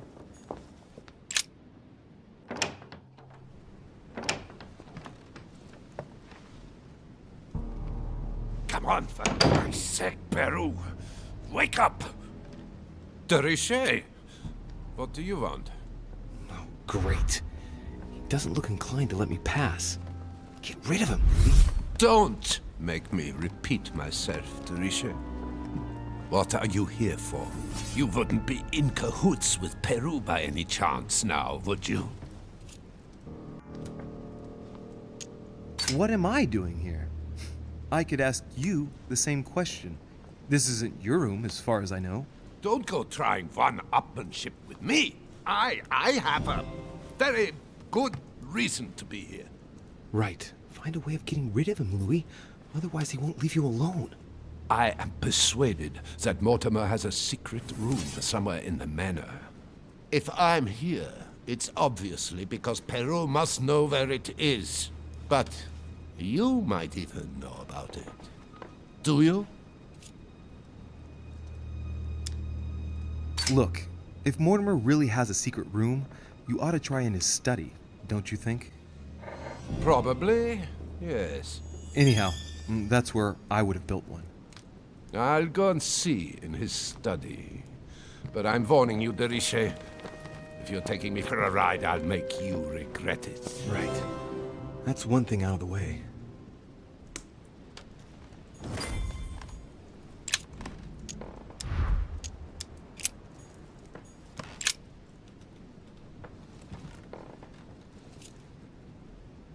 No, leave me alone. Monsieur! I don't want to. Monsieur Perru! No. I won't. No. No, no, touch her. No! Oh, man. I don't know what Mortimer's given him, but he's not looking all there. He's in a catatonic state. I wonder who could have done this to him. I know Lord Mortimer gave him something, but even the strongest opiates don't have this effect. It's as if his body is no longer responding.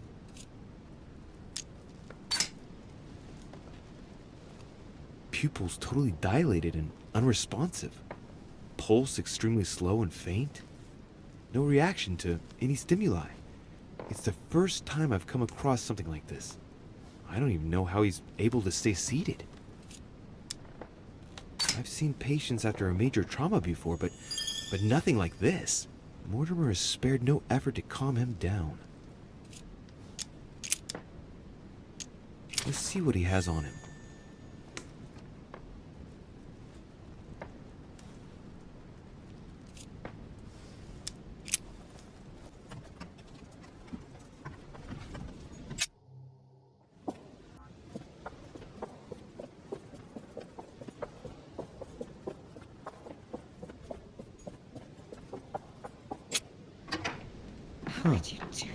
It's as if there are several people inside.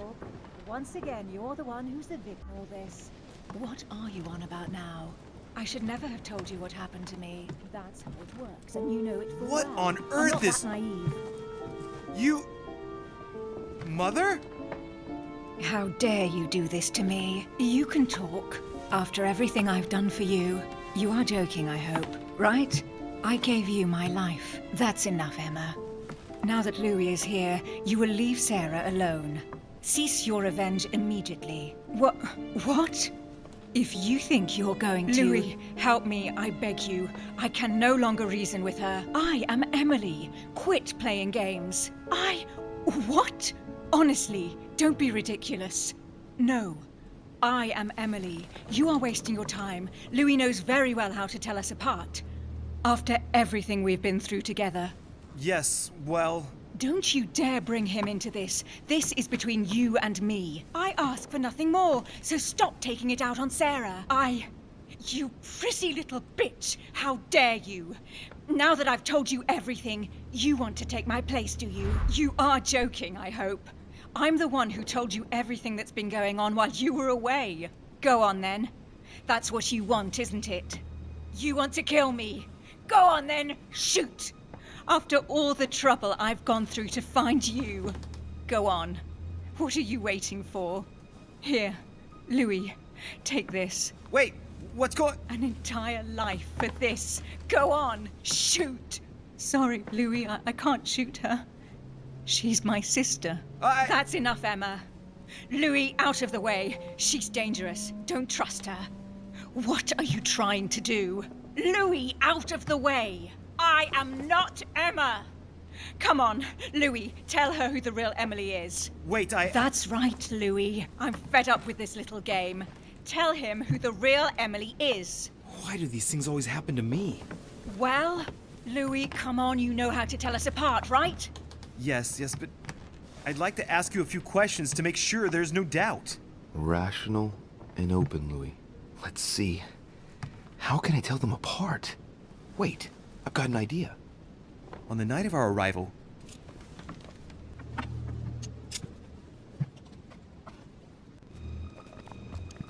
on the wharf, something happened to me. What was it? A malaise. The moment you arrived, you felt ill, and I offered to help while Piaggi went up. And you turned me down flat. Right. Let's find something else. Ah, yes. Let's speak about my arrival at the manor. When we arrived at the manor, someone was already present in the Great Hall. Who was it? President Washington. She knows about this part as well. I'm warning you. Obviously, I told you. Very well. Let's try something else. On the first night, we went up to bed, but I wasn't tired. I went for a little stroll.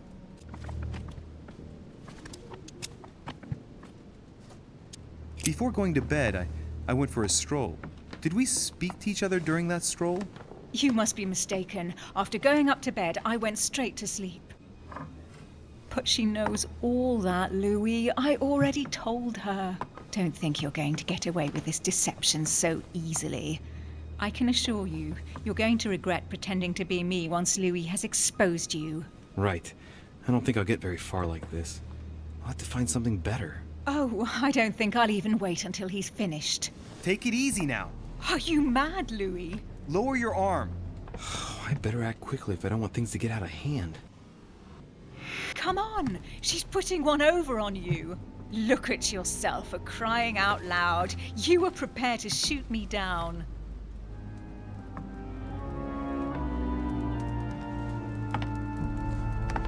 In the secret room behind the study. Talk to them about what you've been doing. Maybe they haven't spoken about it between each other yet. On the night of the disappearance of Elizabeth Adams. What about it? What do you want to know about that night?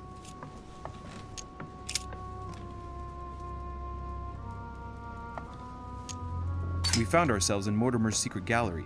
What did we find in that room? A load of old junk that Mortimer had collected. A so-called Pandora's box in the form of an urn. An old sheepskin that he must take for the Golden Fleece. The Bible of Judas. Property deeds as old as the hills. And a broken old sword. You are wasting your time, Louis. She already knows all that. Of course I do. I was there. That's enough! I've had enough of this charade. Louis, there's only one way to tell us apart. There's just one thing I didn't tell her about in detail. Too bad for you, Emma. I didn't want it to come to this, but you leave me no choice. Ask her about you and I. You just lost, Emma. I indeed didn't tell you everything about it. Come, Louis. Speak about our intimacy. Very well, let's talk about us. Last night, you came to visit me, and I can't help wondering why. Why did you come to my room? Louis, you must be mistaken. I did not go to your room last night, and that's where your little game ends, Emma. Because I never told you about it. So, there you can't answer. What? No! You didn't do that. I didn't want you to be jealous of Louis. Remember how you always used to react whenever you felt you were competing against a man? You dirty... That's enough. I've had enough of this charade. That's enough, both of you. Now I know who the real Emily is.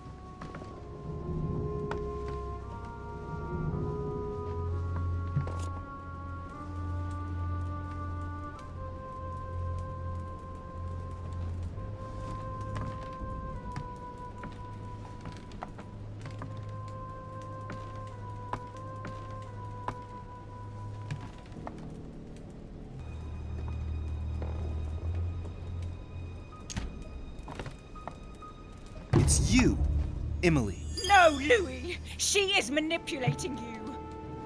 No, Emma. It's her. I know it. Despite all the trouble you've gone to put one over on me, I know it is her. That's enough now, Emma. You little slut!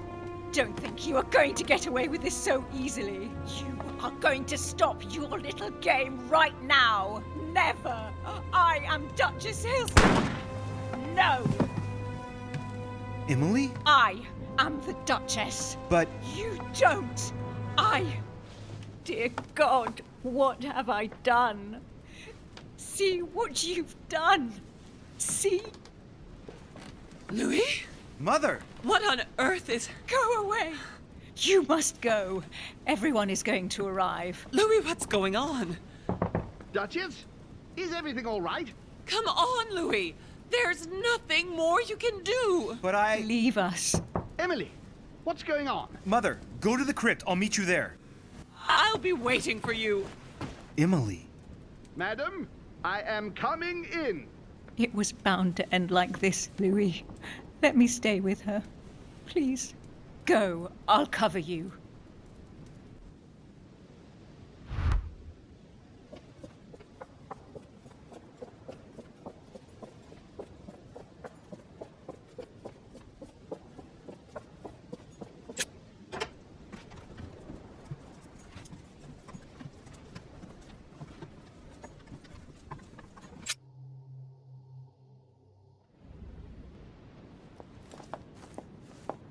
Good God! They're all here. They must have heard the gunshot. Where is Lord Mortimer? Can anyone hear anything through the door?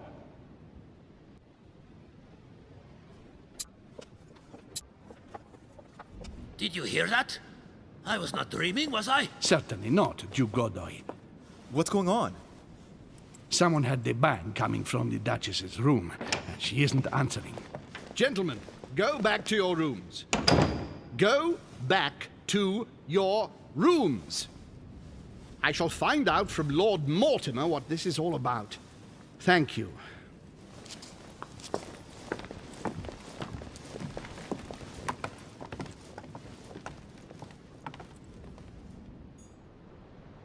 My instructions are clear, sir. No one is to enter.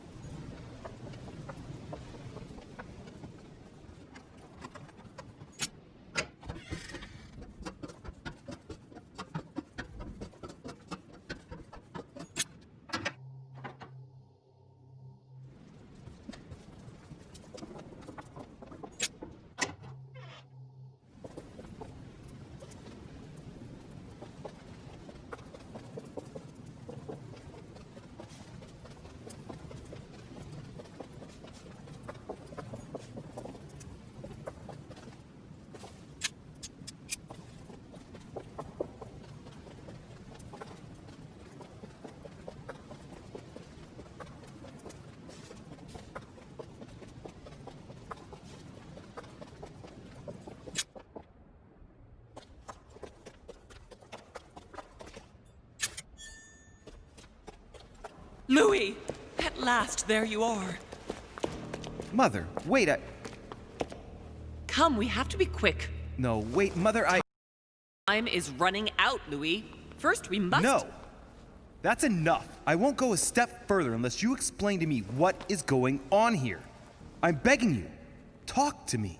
You must trust me, my son. You are not ready yet. You're the one who should trust me. Tell me what's happening. You would never believe me.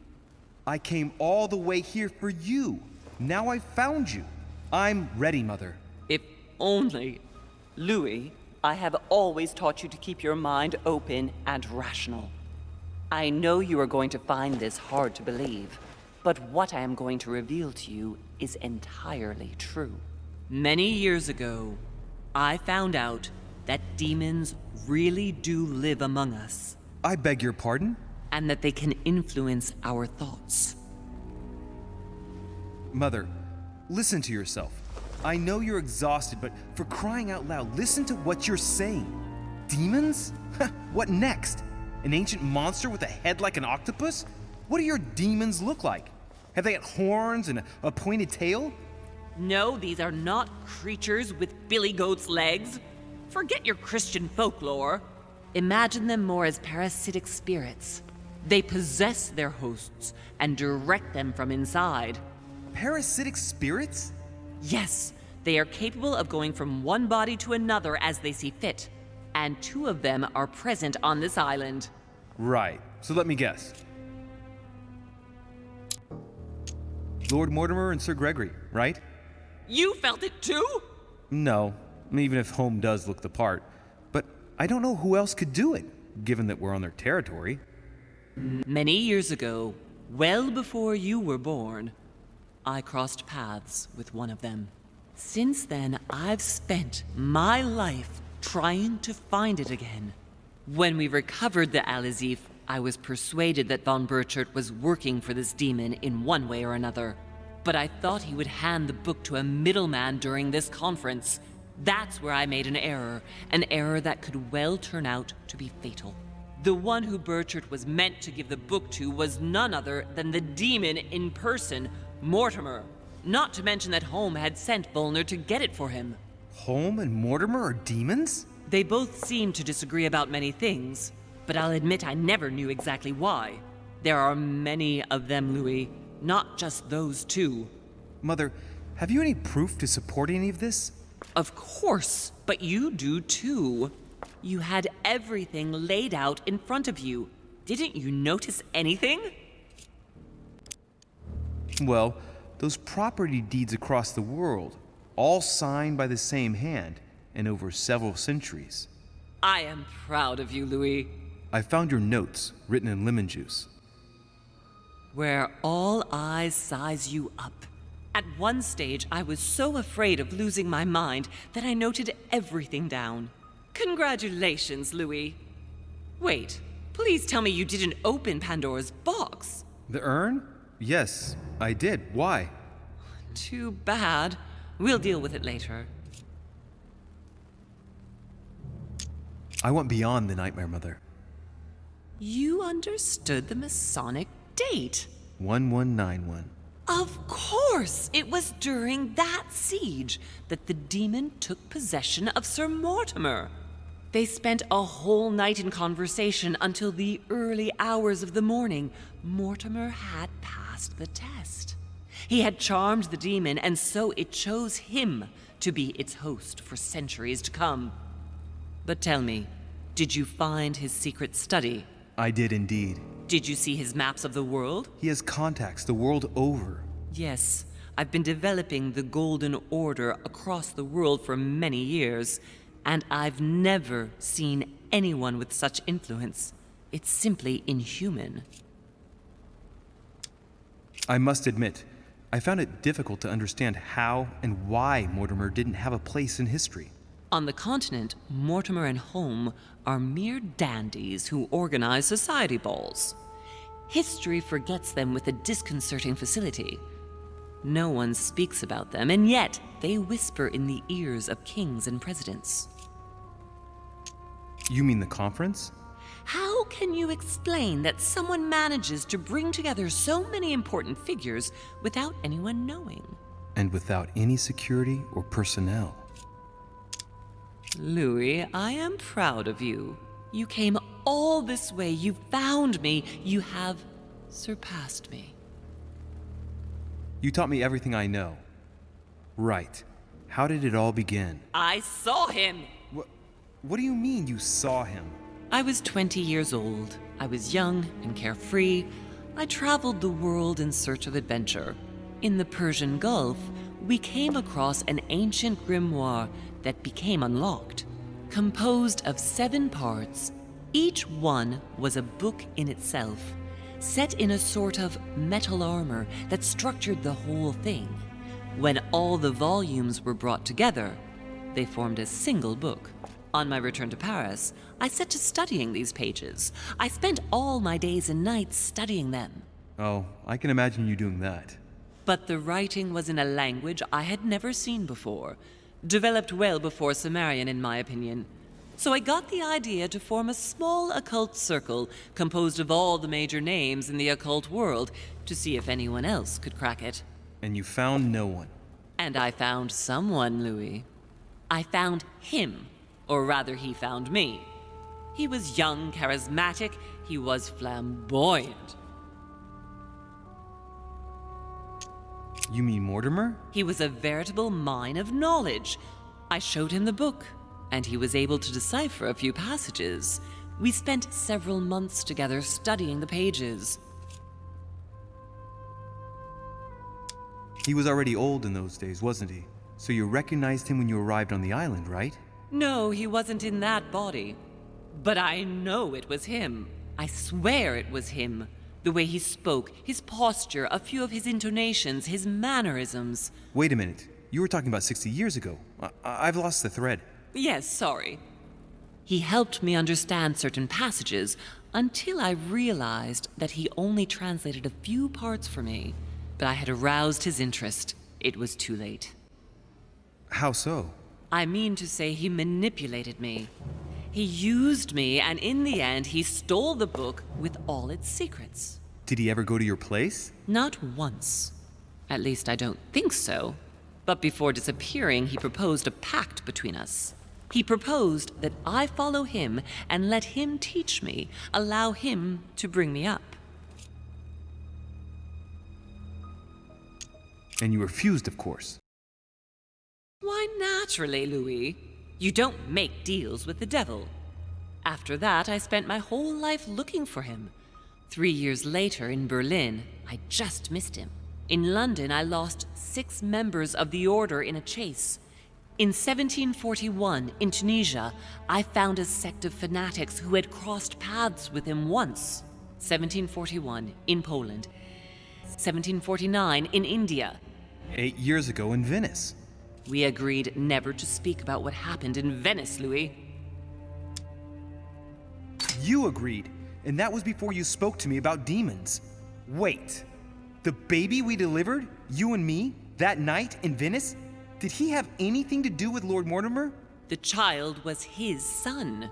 We stole his son? Are you insane? I always thought we took him to save him. That was the case.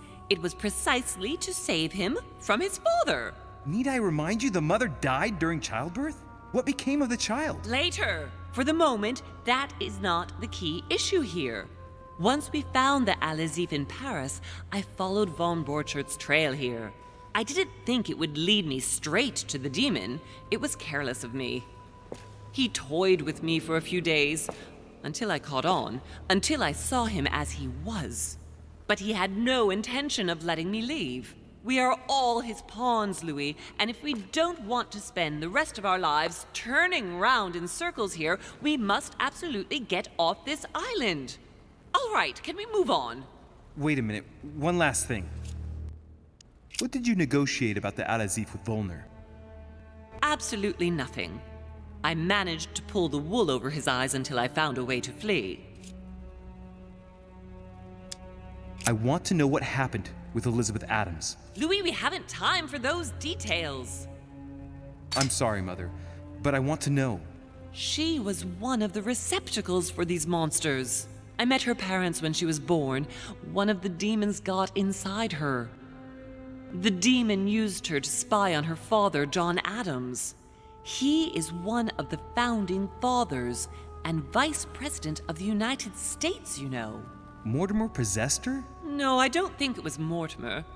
Her father, John Adams, hired me to tend to her, but the evil in her was too deep.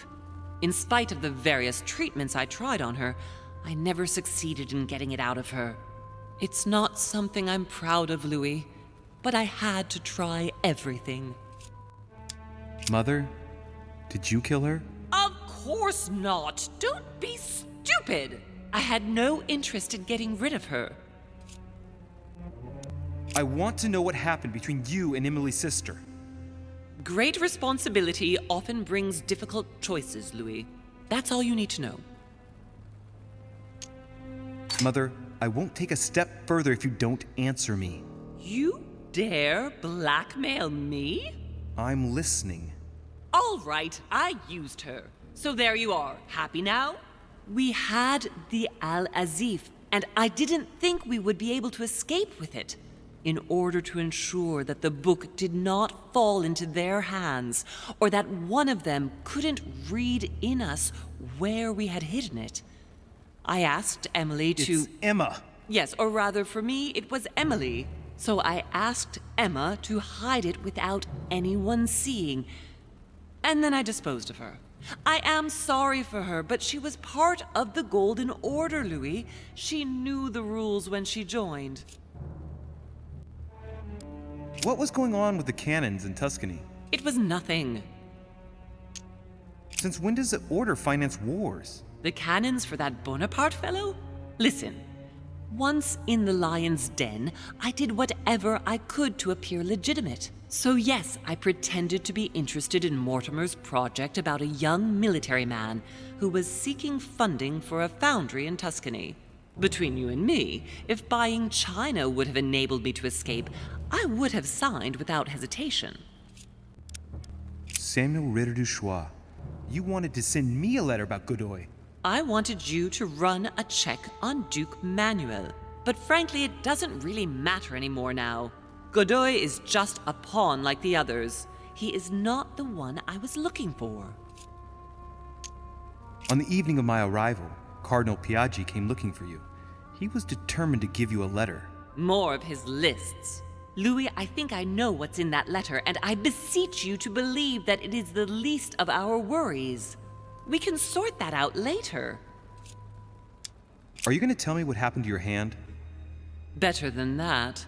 I shall show you. Good. I think that's about right. We shall speak about it once we get back to France. Great actions for humanity have been decided by demons for centuries, Louis. They are playing with our destiny. We are their slaves. And it's time for it to stop. By the way, what was Mortimer's project at this conference? He wants the United States to occupy all the North American territory. France should recover Louisiana and give it to the United States. In that case, the Americans would just have to push west to chase the Spanish from the continent once and for all. And as Mortimer controls Washington, you may just as well say that it will put him at the head of a world superpower. We should do our utmost to put a stop to Mortimer's plans. But for the time being, there are more pressing matters.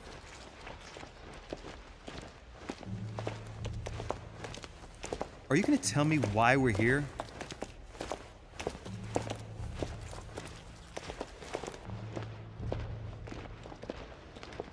There. That's why we are here.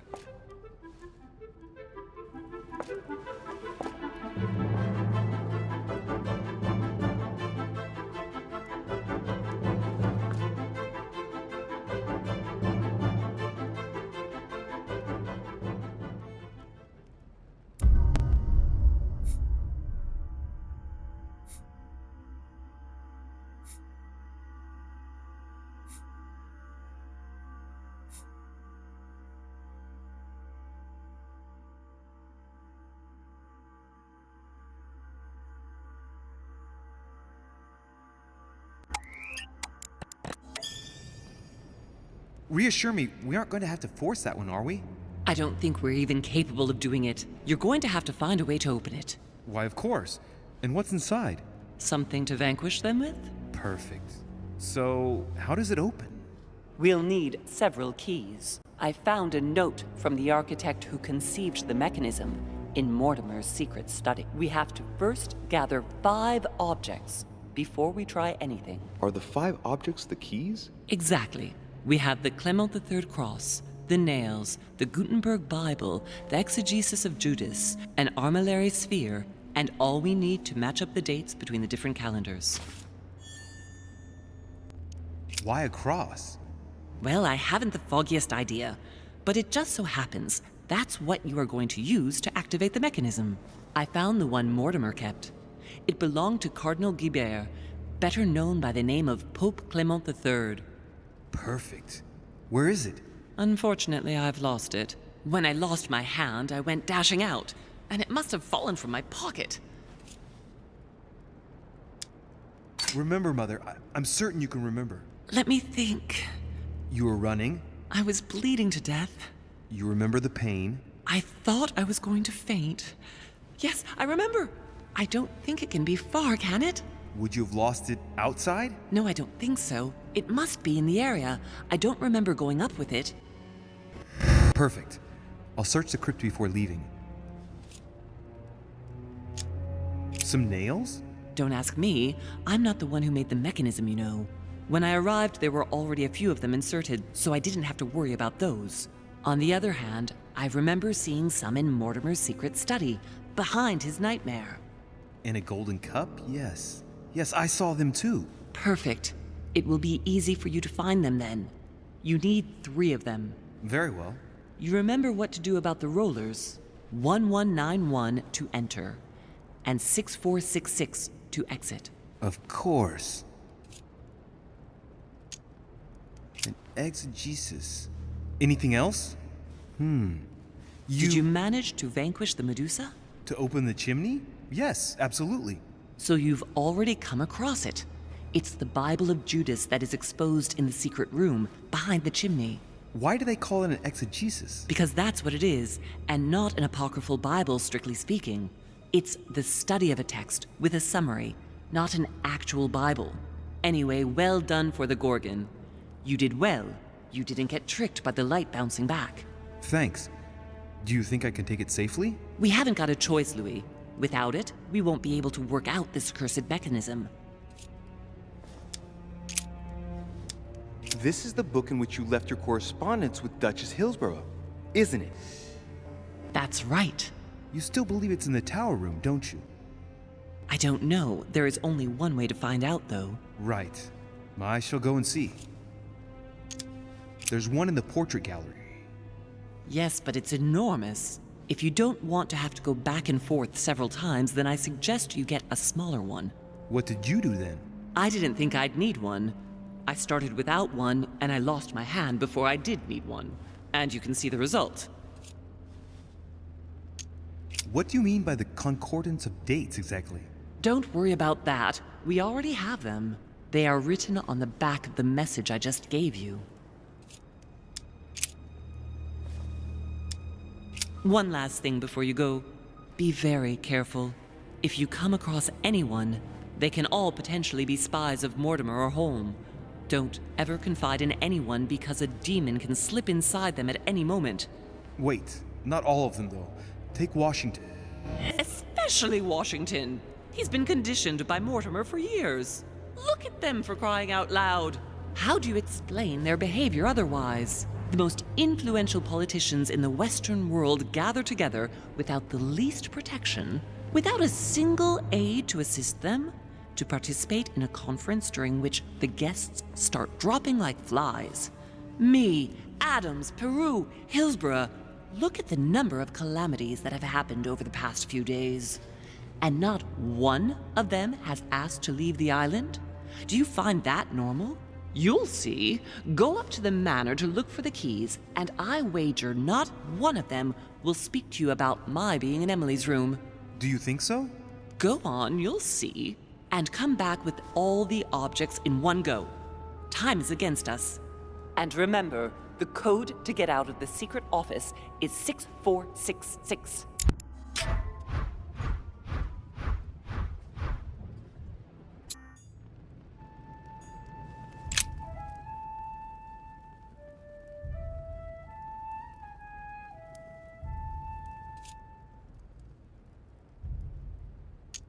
Tell me, Mother, you wouldn't know anything that might save me some time, would you? That's where you'll have to put the Clement III cross. You insert the cross into the slot, and it will open the iris. Let's see if I can work it out myself. It looks like a kind of control panel. There's a cross-shaped slot there. I'd say you've got to place a Clement III cross in it. Looks like certain mechanisms I've seen before. I wouldn't be surprised if I had to put the Clement III cross in it. You ought to go, Louis. If someone finds us here, the situation might well become seriously complicated.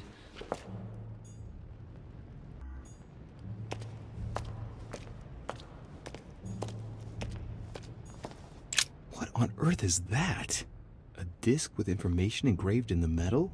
An iris that should open, I imagine, and blood. There are Roman numerals, Arab numbers, and town names. Go on. I'm listening. What do you think? Tell me. I imagine that once we've solved this enigma, the iris opens, right? Exactly. On each engraved piece of information, there's a hole. Those are for the nails, right? That's absolutely right.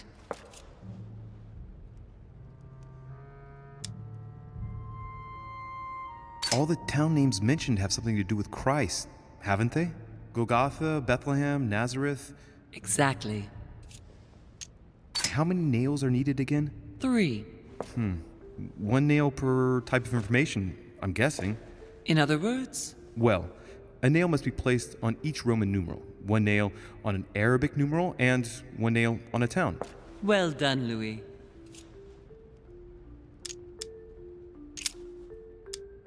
Did you succeed in opening this iris? Yes, by putting the cross on the console and the 3 nails on the disc, the iris opens. It gives access to a hole where I put my hand, thinking I could fully open the iris. There's a handle at the bottom, and as you can see, it didn't turn out very well for me. Mother? The dried blood. There. Yes, it's mine. Sorry if I stained everything, but I must admit that, at the time, my thoughts were more on the pain than cleaning up after myself.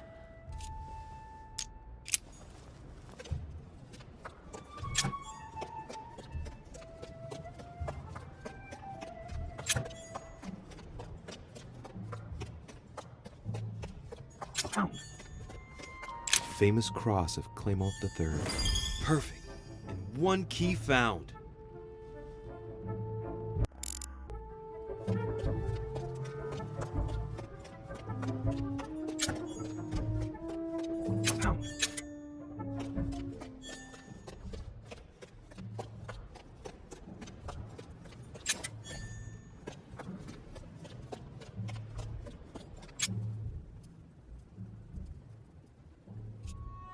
Let's see if I can work it out myself. Looks like a kind of control panel.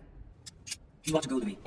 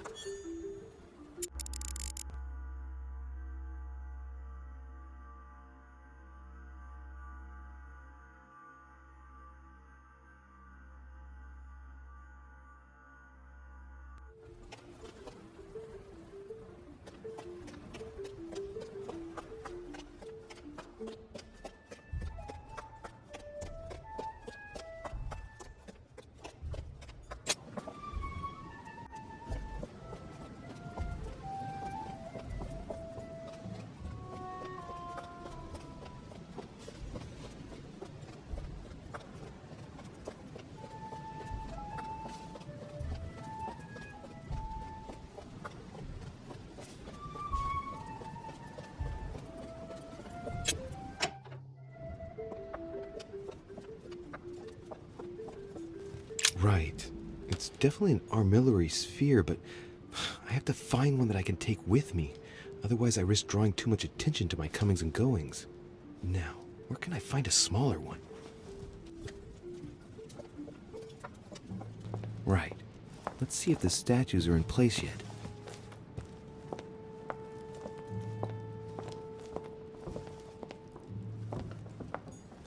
That statue is not positioned correctly.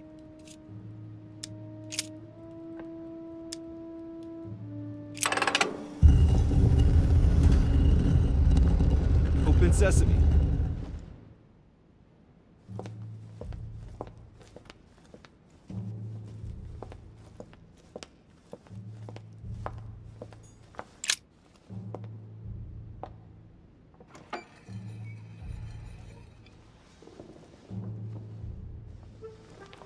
So that's the exegesis of Judas. I hope Mortimer doesn't read it very often, otherwise he's going to notice that someone's stolen it. But that's just too bad. I need it.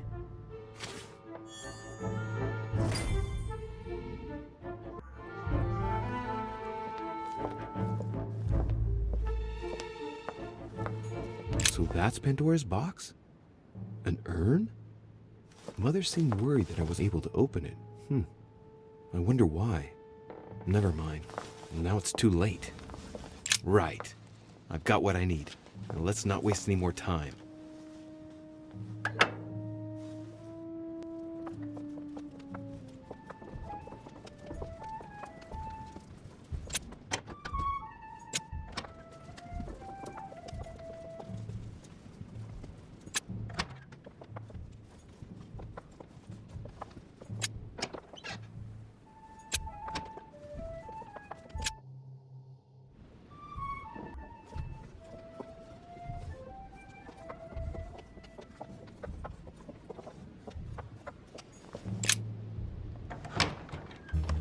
Ah, Louis. Glad you're here. Blasted. He's gonna talk about my mother. Come and see what I've found. There are pieces of paper in the ashes of the chimney. Someone's been burning something here. Incredible. He doesn't seem to want to speak to me about what happened between my mother and the Hillsborough sisters. Show me a little. Look, it's possible to distinguish two different writing styles. The rest of the correspondence between my mother and Emma. Someone tried to burn an exchange of messages. I'm certain. There must be more. Shit. What on earth is he doing? Ah, I see. I know what it's about. Do you know who was doing their communicating in this room? Yes, but of course we must keep it to ourselves because it is still a sensitive matter. Volner and Elizabeth had an affair. Volner hinted that he found a way to remain discreet about it. I admit it is ingenious. Well, I would never have guessed. Delighted to have helped, but I still have to find my mother. Of course. We shall see each other later in that case.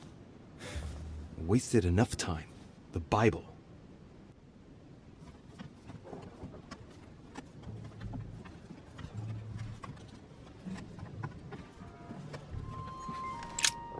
The Bible's still there.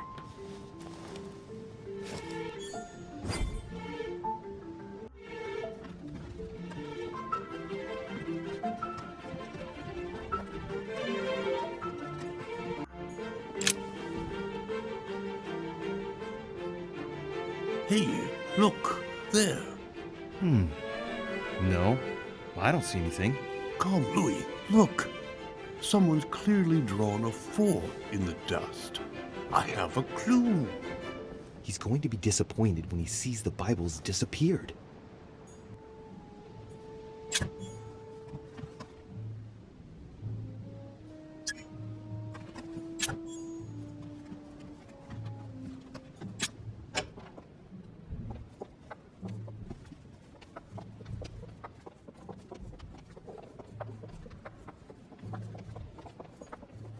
Is anybody what about? Duke Manuel Godoy. Monseigneur, His Eminence Cardinal Piaggi.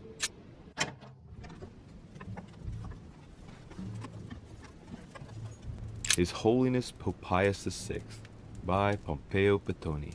This should help Piaggio feel at home.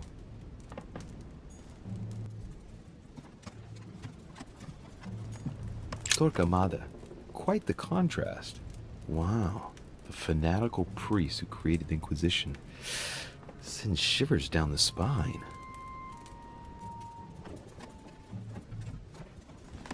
Destruction of the Temple of Jerusalem by Francesco Hayez. The Roman destruction by Titus and his army. What violence!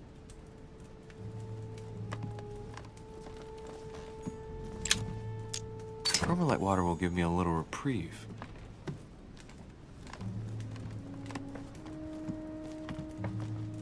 I have no time to lose, so I might as well not bother him. My dear Giuseppe, poor health forbids me from joining you. Please thank Sir Gregory for his invitation to Lord Mortimer's. I'm convinced you'll be able to strengthen our agreements. Please tell Sir Gregory that his enterprise concerning our friend Cardinal Bishop Chiaramonti is following its course. I place my trust in you. May God bless you and give you protection. SS Giovanni Angelico Braschi.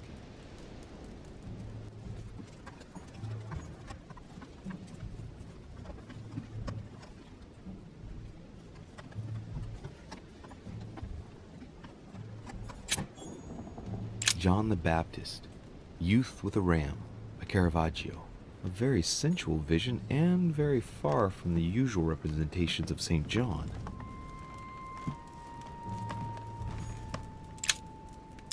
Amber Crystals. The Lying Girl by Boucher. Here's a painting of mischievous eroticism. I wonder what Piaggio must think of this. The Rape of the Daughters of Leucippus by Rubens. Surprising choice for His Eminence Piaggi.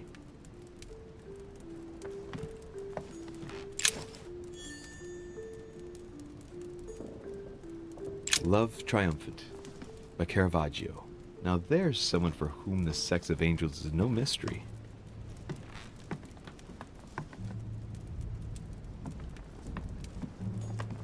Venus and Cupid with a Satyr by Correggio. Innocence, indiscretion, and lechery. Giuseppe must love that.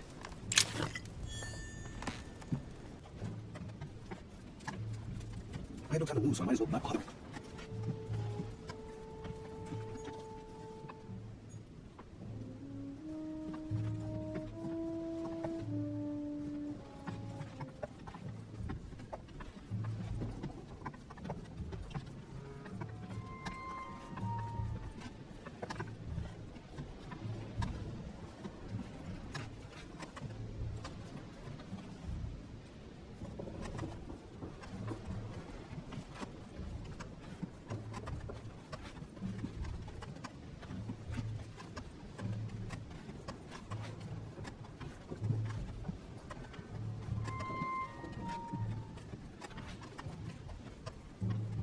I have no time to lose, so I might as well not bother.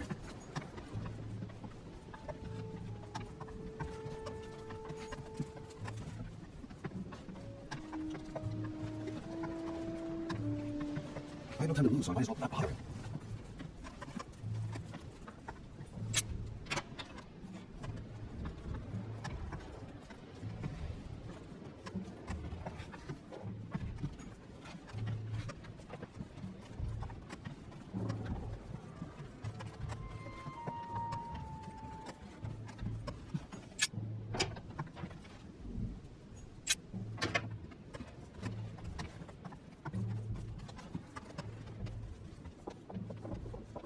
Monsieur Johann van Wunder.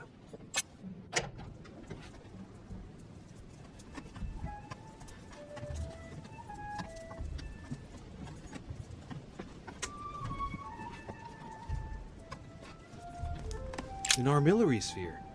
Perfect. That will save me some time. I only hope that he isn't going to realize it right away.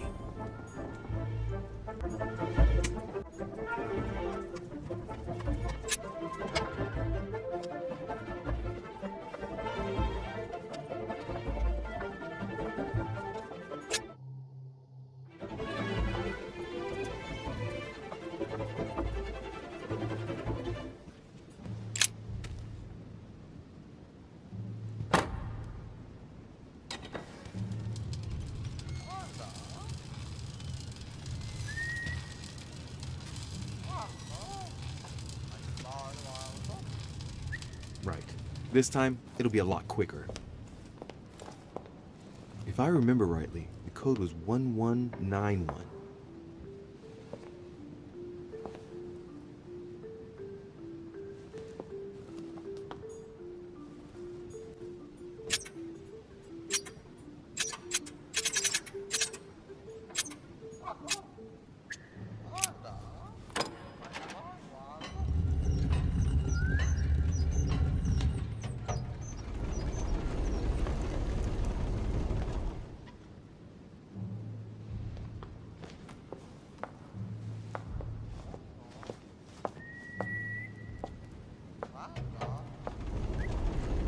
Of course.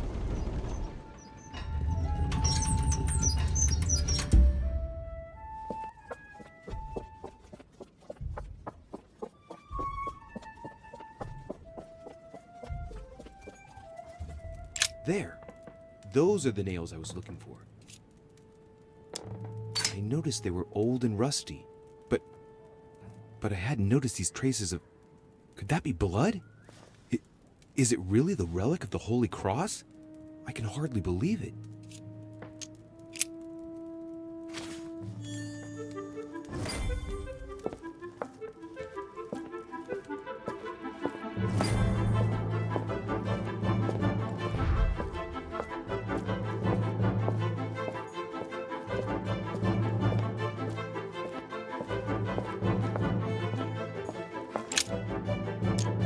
All right, come on, let's get out of here. 6466, if I remember correctly.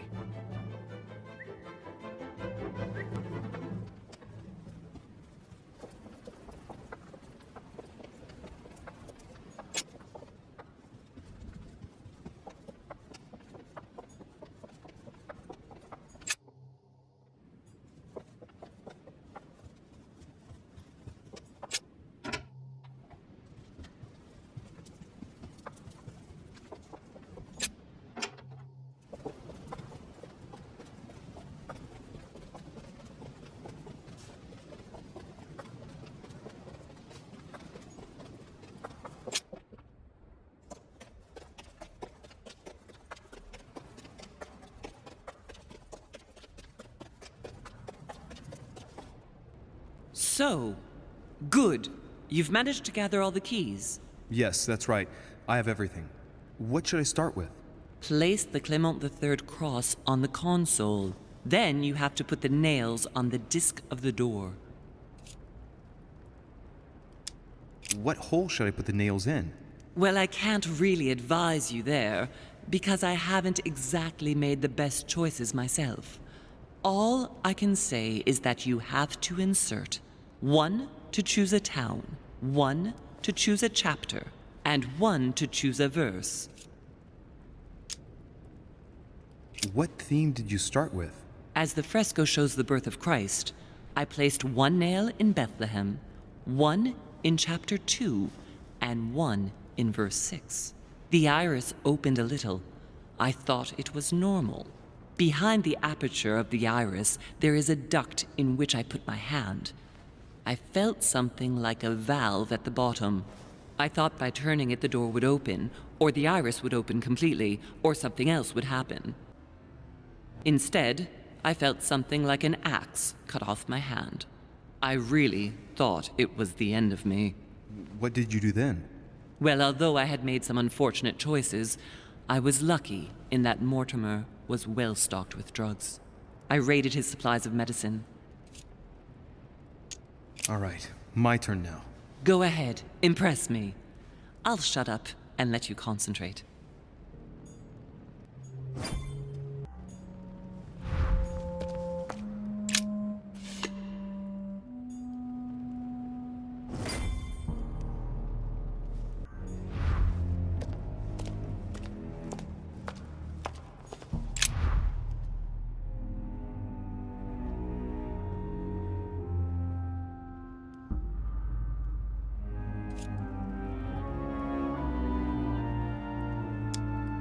The fresco clearly shows the birth of Christ.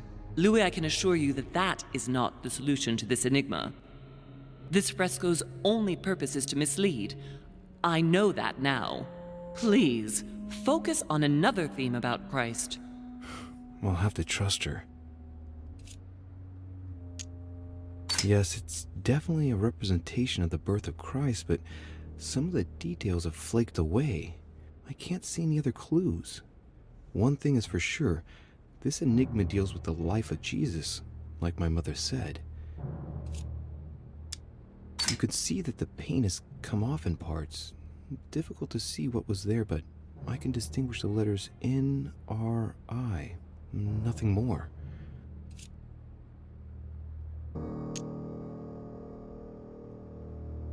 Why, of course. They're part of the initials I-N-R-I that you can find on the cross of Jesus at his crucifixion.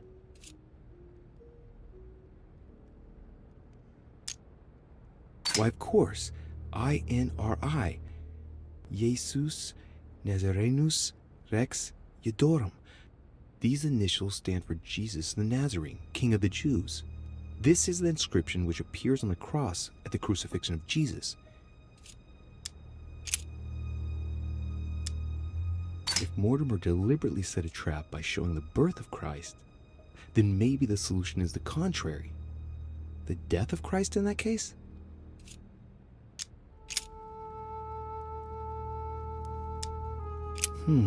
It looks like there are 3 types of inscriptions.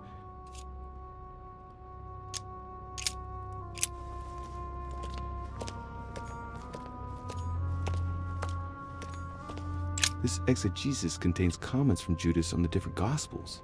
It only contains certain chapters and verses, and the chapters are indicated by Roman numerals. The lexicon refers to different chapters and verses from the exegesis of Judas.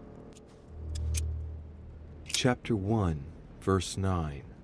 Jesus was baptized by John in Jordan on the 9th of Hesvan, 3852. Chapter 1, verse 9. And it came to pass in those days that Jesus came from Nazareth of Galilee, and was baptized by John in Jordan. And coming up out of the water, he saw the heavens opened, and the Spirit like a dove descending upon him. Chapter 19, verse 17.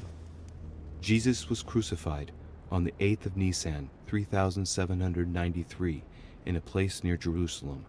The Romans put a crown of thorns on his head. Chapter 19, verse 17. And he, bearing his cross, went forth into a place called the place of a skull, which is called in the Hebrew Golgotha, where they crucified him, and 2 others with him, on either side, and Jesus in the midst. Chapter 14, verse 22. On the 7th of Nisan, 3793, Jesus shared his Last Supper in the Cenacle in Jerusalem. Chapter 14, verse 22. And as they did eat, Jesus took bread and blessed and broke it, and gave to them and said, Take, eat. This is my body. And he took the cup, and when he'd given thanks, he gave it to them, and they all drank of it. Chapter 10, verse 30. I and the Father are one. Chapter 10, verse 30. I and my Father are one. Chapter 5, verse 2. Jesus cures the sick and lame on the 8th of Adar, 3791, in Jerusalem, at the pool of Bethesda. All stand and fling away their canes. Chapter 5, verse 2. Now, there is at Jerusalem, by the sheep market, a pool, which is called, in the Hebrew tongue, Bethesda, having 5 porches. In these lay a great multitude of impotent folk, of the blind, halting, and withered, waiting for the moving of the water. Jesus saith unto him, Rise, take up thy bed, and walk. And immediately the man was made whole, and took up his bed, and walked. And on the same day was the Sabbath. Chapter 2, verse 6. Jesus was born of Mary and Joseph, on the 22nd of Taveth at midnight, 3762, in the village of Bethlehem. Chapter 2, verse 6. And so it was that, while they were there, the days were accomplished that she should be delivered of a child. And she brought forth her firstborn son, and wrapped him in swaddling clothes, and laid him in a manger, because there was no room for them in the inn. And there were in the same country shepherds abiding in the field, keeping watch over their flock by night. And lo, the angel of the Lord came upon them, and the glory of the Lord shone round about them, and they were sore afraid. Chapter 24, verse 3. Jesus rose from the dead on the 14th of Nisan, 3793, in Nazareth. He appeared with a halo above his head. Chapter 24, verse 3. But when they entered, they did not find the body of the Lord Jesus. While they were wondering about this, suddenly 2 men in clothes that gleamed like lightning stood beside them. In their fright, the women bowed down with their faces to the ground. But the men said to them, "Why do you look for the living among the dead? He is not here. He has risen. Remember how he told you while he was still with you in Galilee." Chapter 3, verse 18. Words truly pronounced in Abagash. Chapter 3, verse 18. He that believeth in him is not condemned, but he that believeth not is condemned already, because he hath not believed in the name of the only begotten Son of God. Chapter 3, verse 18. Words truly pronounced in Abagash. Chapter 3, verse 18. He that believeth in him is not condemned, but he that believeth not is condemned already, because he hath not believed in the name of the only begotten Son of God. Chapter 5, verse 2. Jesus cures the sick and lame on the 8th of Adar, 3791, in Jerusalem, at the pool of Bethesda. All stand and fling away their canes. Chapter 5, verse 2. Now, there is at Jerusalem, by the sheep market, a pool, which is called, in the Hebrew tongue, Bethesda, having 5 porches. In these lay a great multitude of impotent folk, of the blind, halting, and withered, waiting for the moving of the water. Jesus saith unto him, Rise, take up thy bed, and walk. And immediately the man was made whole, and took up his bed, and walked. And on the same day was the Sabbath. Chapter 2, verse 6. Jesus was born of Mary and Joseph on the 22nd of Taveth at midnight, 3762, in the village of Bethlehem. Chapter 2, verse 6. And so it was that, while they were there, the days were accomplished that she should be delivered of a child. And she brought forth her firstborn son, and wrapped him in swaddling clothes, and laid him in a manger, because there was no room for them in the inn. And there were in the same country shepherds abiding in the field, keeping watch over their flock by night. And lo, the angel of the Lord came upon them, and the glory of the Lord shone round about them, and they were sore afraid. Chapter 1, verse 9. Jesus was baptized by John in Jordan on the 9th of Hesvan, 3852. Chapter 1, verse 9. And it came to pass in those days that Jesus came from Nazareth of Galilee, and was baptized by John in Jordan. And coming up out of the water, he saw the heavens opened, and the Spirit like a dove descending upon him. Chapter 14, verse 22. On the 7th of Nisan, 3793, Jesus shared his Last Supper in the cenacle in Jerusalem. Chapter 14, verse 22. And as they did eat, Jesus took bread and blessed and broke it, and gave to them and said, "Take, eat. This is my body." And he took the cup, and when he'd given thanks, he gave it to them, and they all drank of it. Chapter 5, verse 2.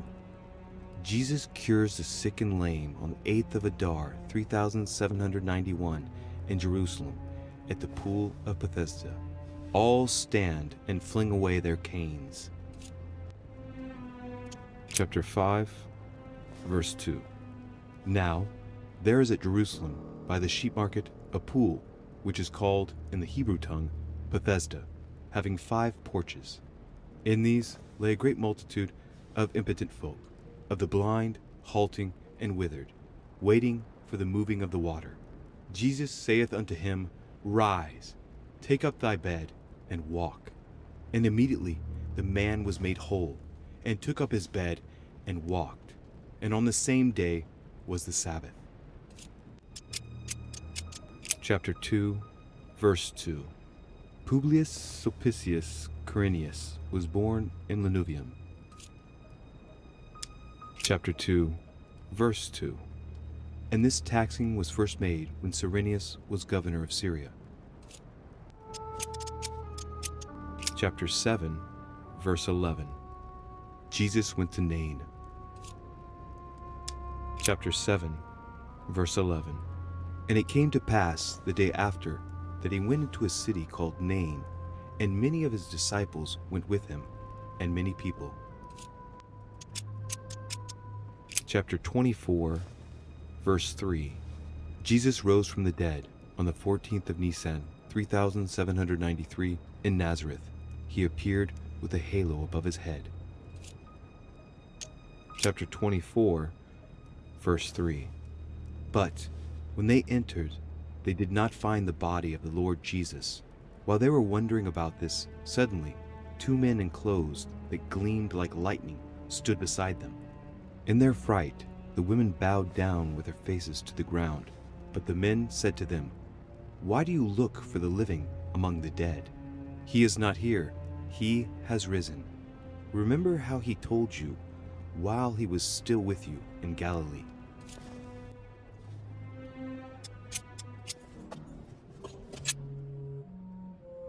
The cycle of the moons has nothing to do with what I'm doing right now.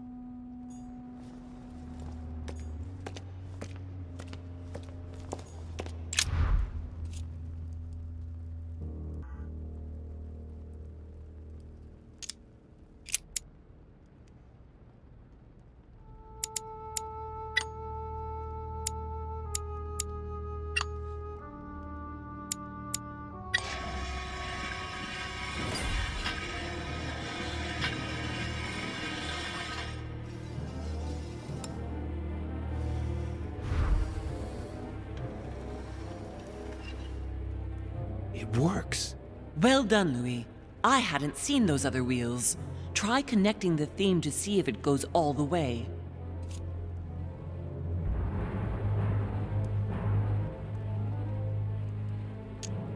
There must surely be a connection between the wheels. There are different icons on this wheel, but it looks like some of them can't be connected to the other wheels.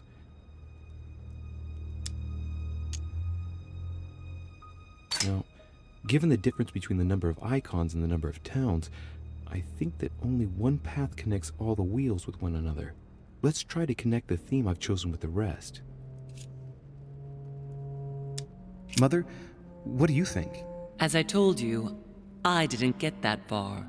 Nevertheless, these icons do represent moments in the life of Christ.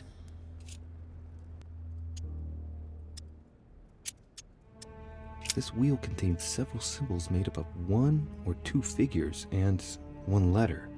The highest figure does not exceed 31, and each letter corresponds to a month of the year. A for April, and M for March. I think these symbols must represent a specific date. this wheel represents the different moons. In the occult sciences, we represent the full moon by an X. As for the dark moon, called the new moon, in cults, it's often associated with something harmful.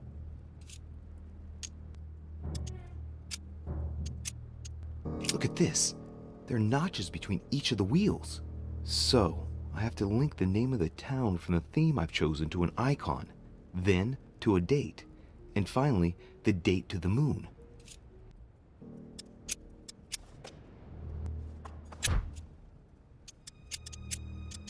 I think I can make out each one of the icons apart from the one covered in blood. Going clockwise from the one I just mentioned, we have the halo that represents the resurrection. The waves represent the baptism of Jesus. It's more difficult to identify the next one. Maybe a crib, and in that case it's surely linked to the birth of Christ. The red herring that my mother followed. Then, the symbol represents the crown of thorns that Jesus wore during his crucifixion. The dove also represents the baptism. Certainly another red herring. Then comes the symbol of the Trinity. And finally, the candle that must stand for the Last Supper. This wheel contains several symbols made up of one or two figures and one letter. The highest figure does not I think these symbols... The totally black moon corresponds to the new moon. So, going clockwise, we have the waning crescent, the last quarter, the waning gibbous, the full moon, the waxing gibbous, the first quarter, and lastly, the waxing crescent. Look at this.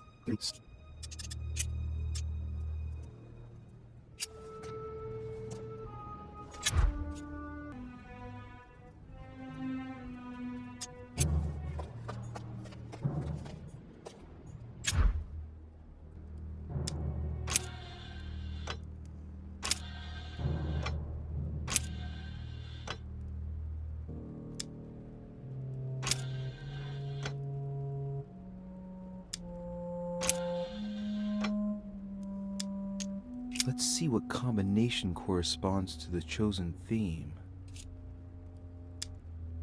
By following the clues in the Bibles and the architect's notes, the crucifixion took place on the 8th of Nisan 3793, according to the astronomers of that time.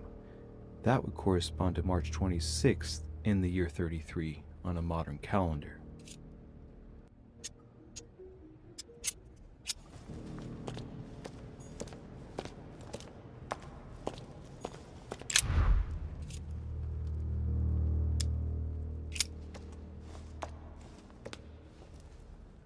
I can feel the lever at the bottom.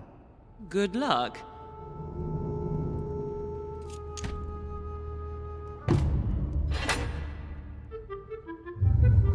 I never doubted you, my son.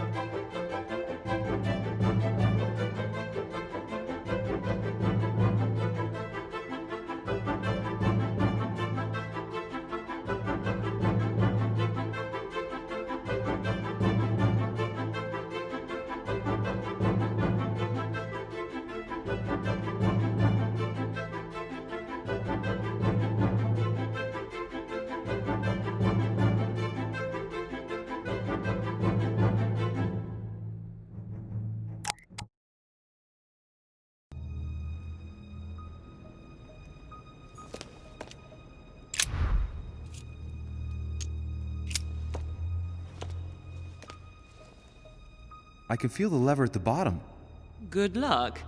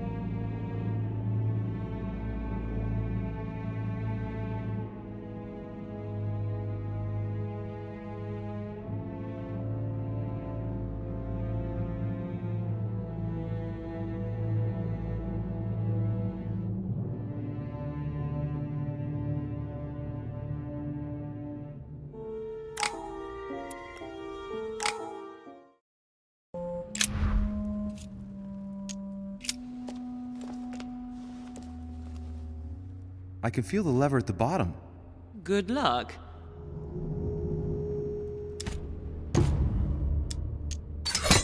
That was a close one. Louis, you frightened me. Looks like I've got another chance to find the right solution, just barely though.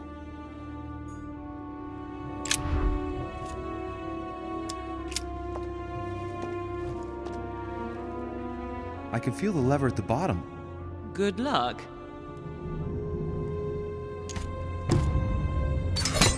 That was a close one. Louis, you frightened me.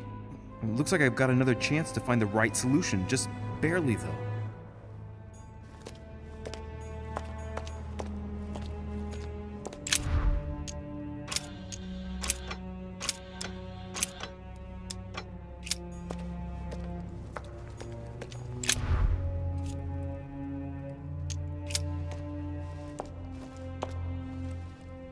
I can feel the lever at the bottom. Good luck.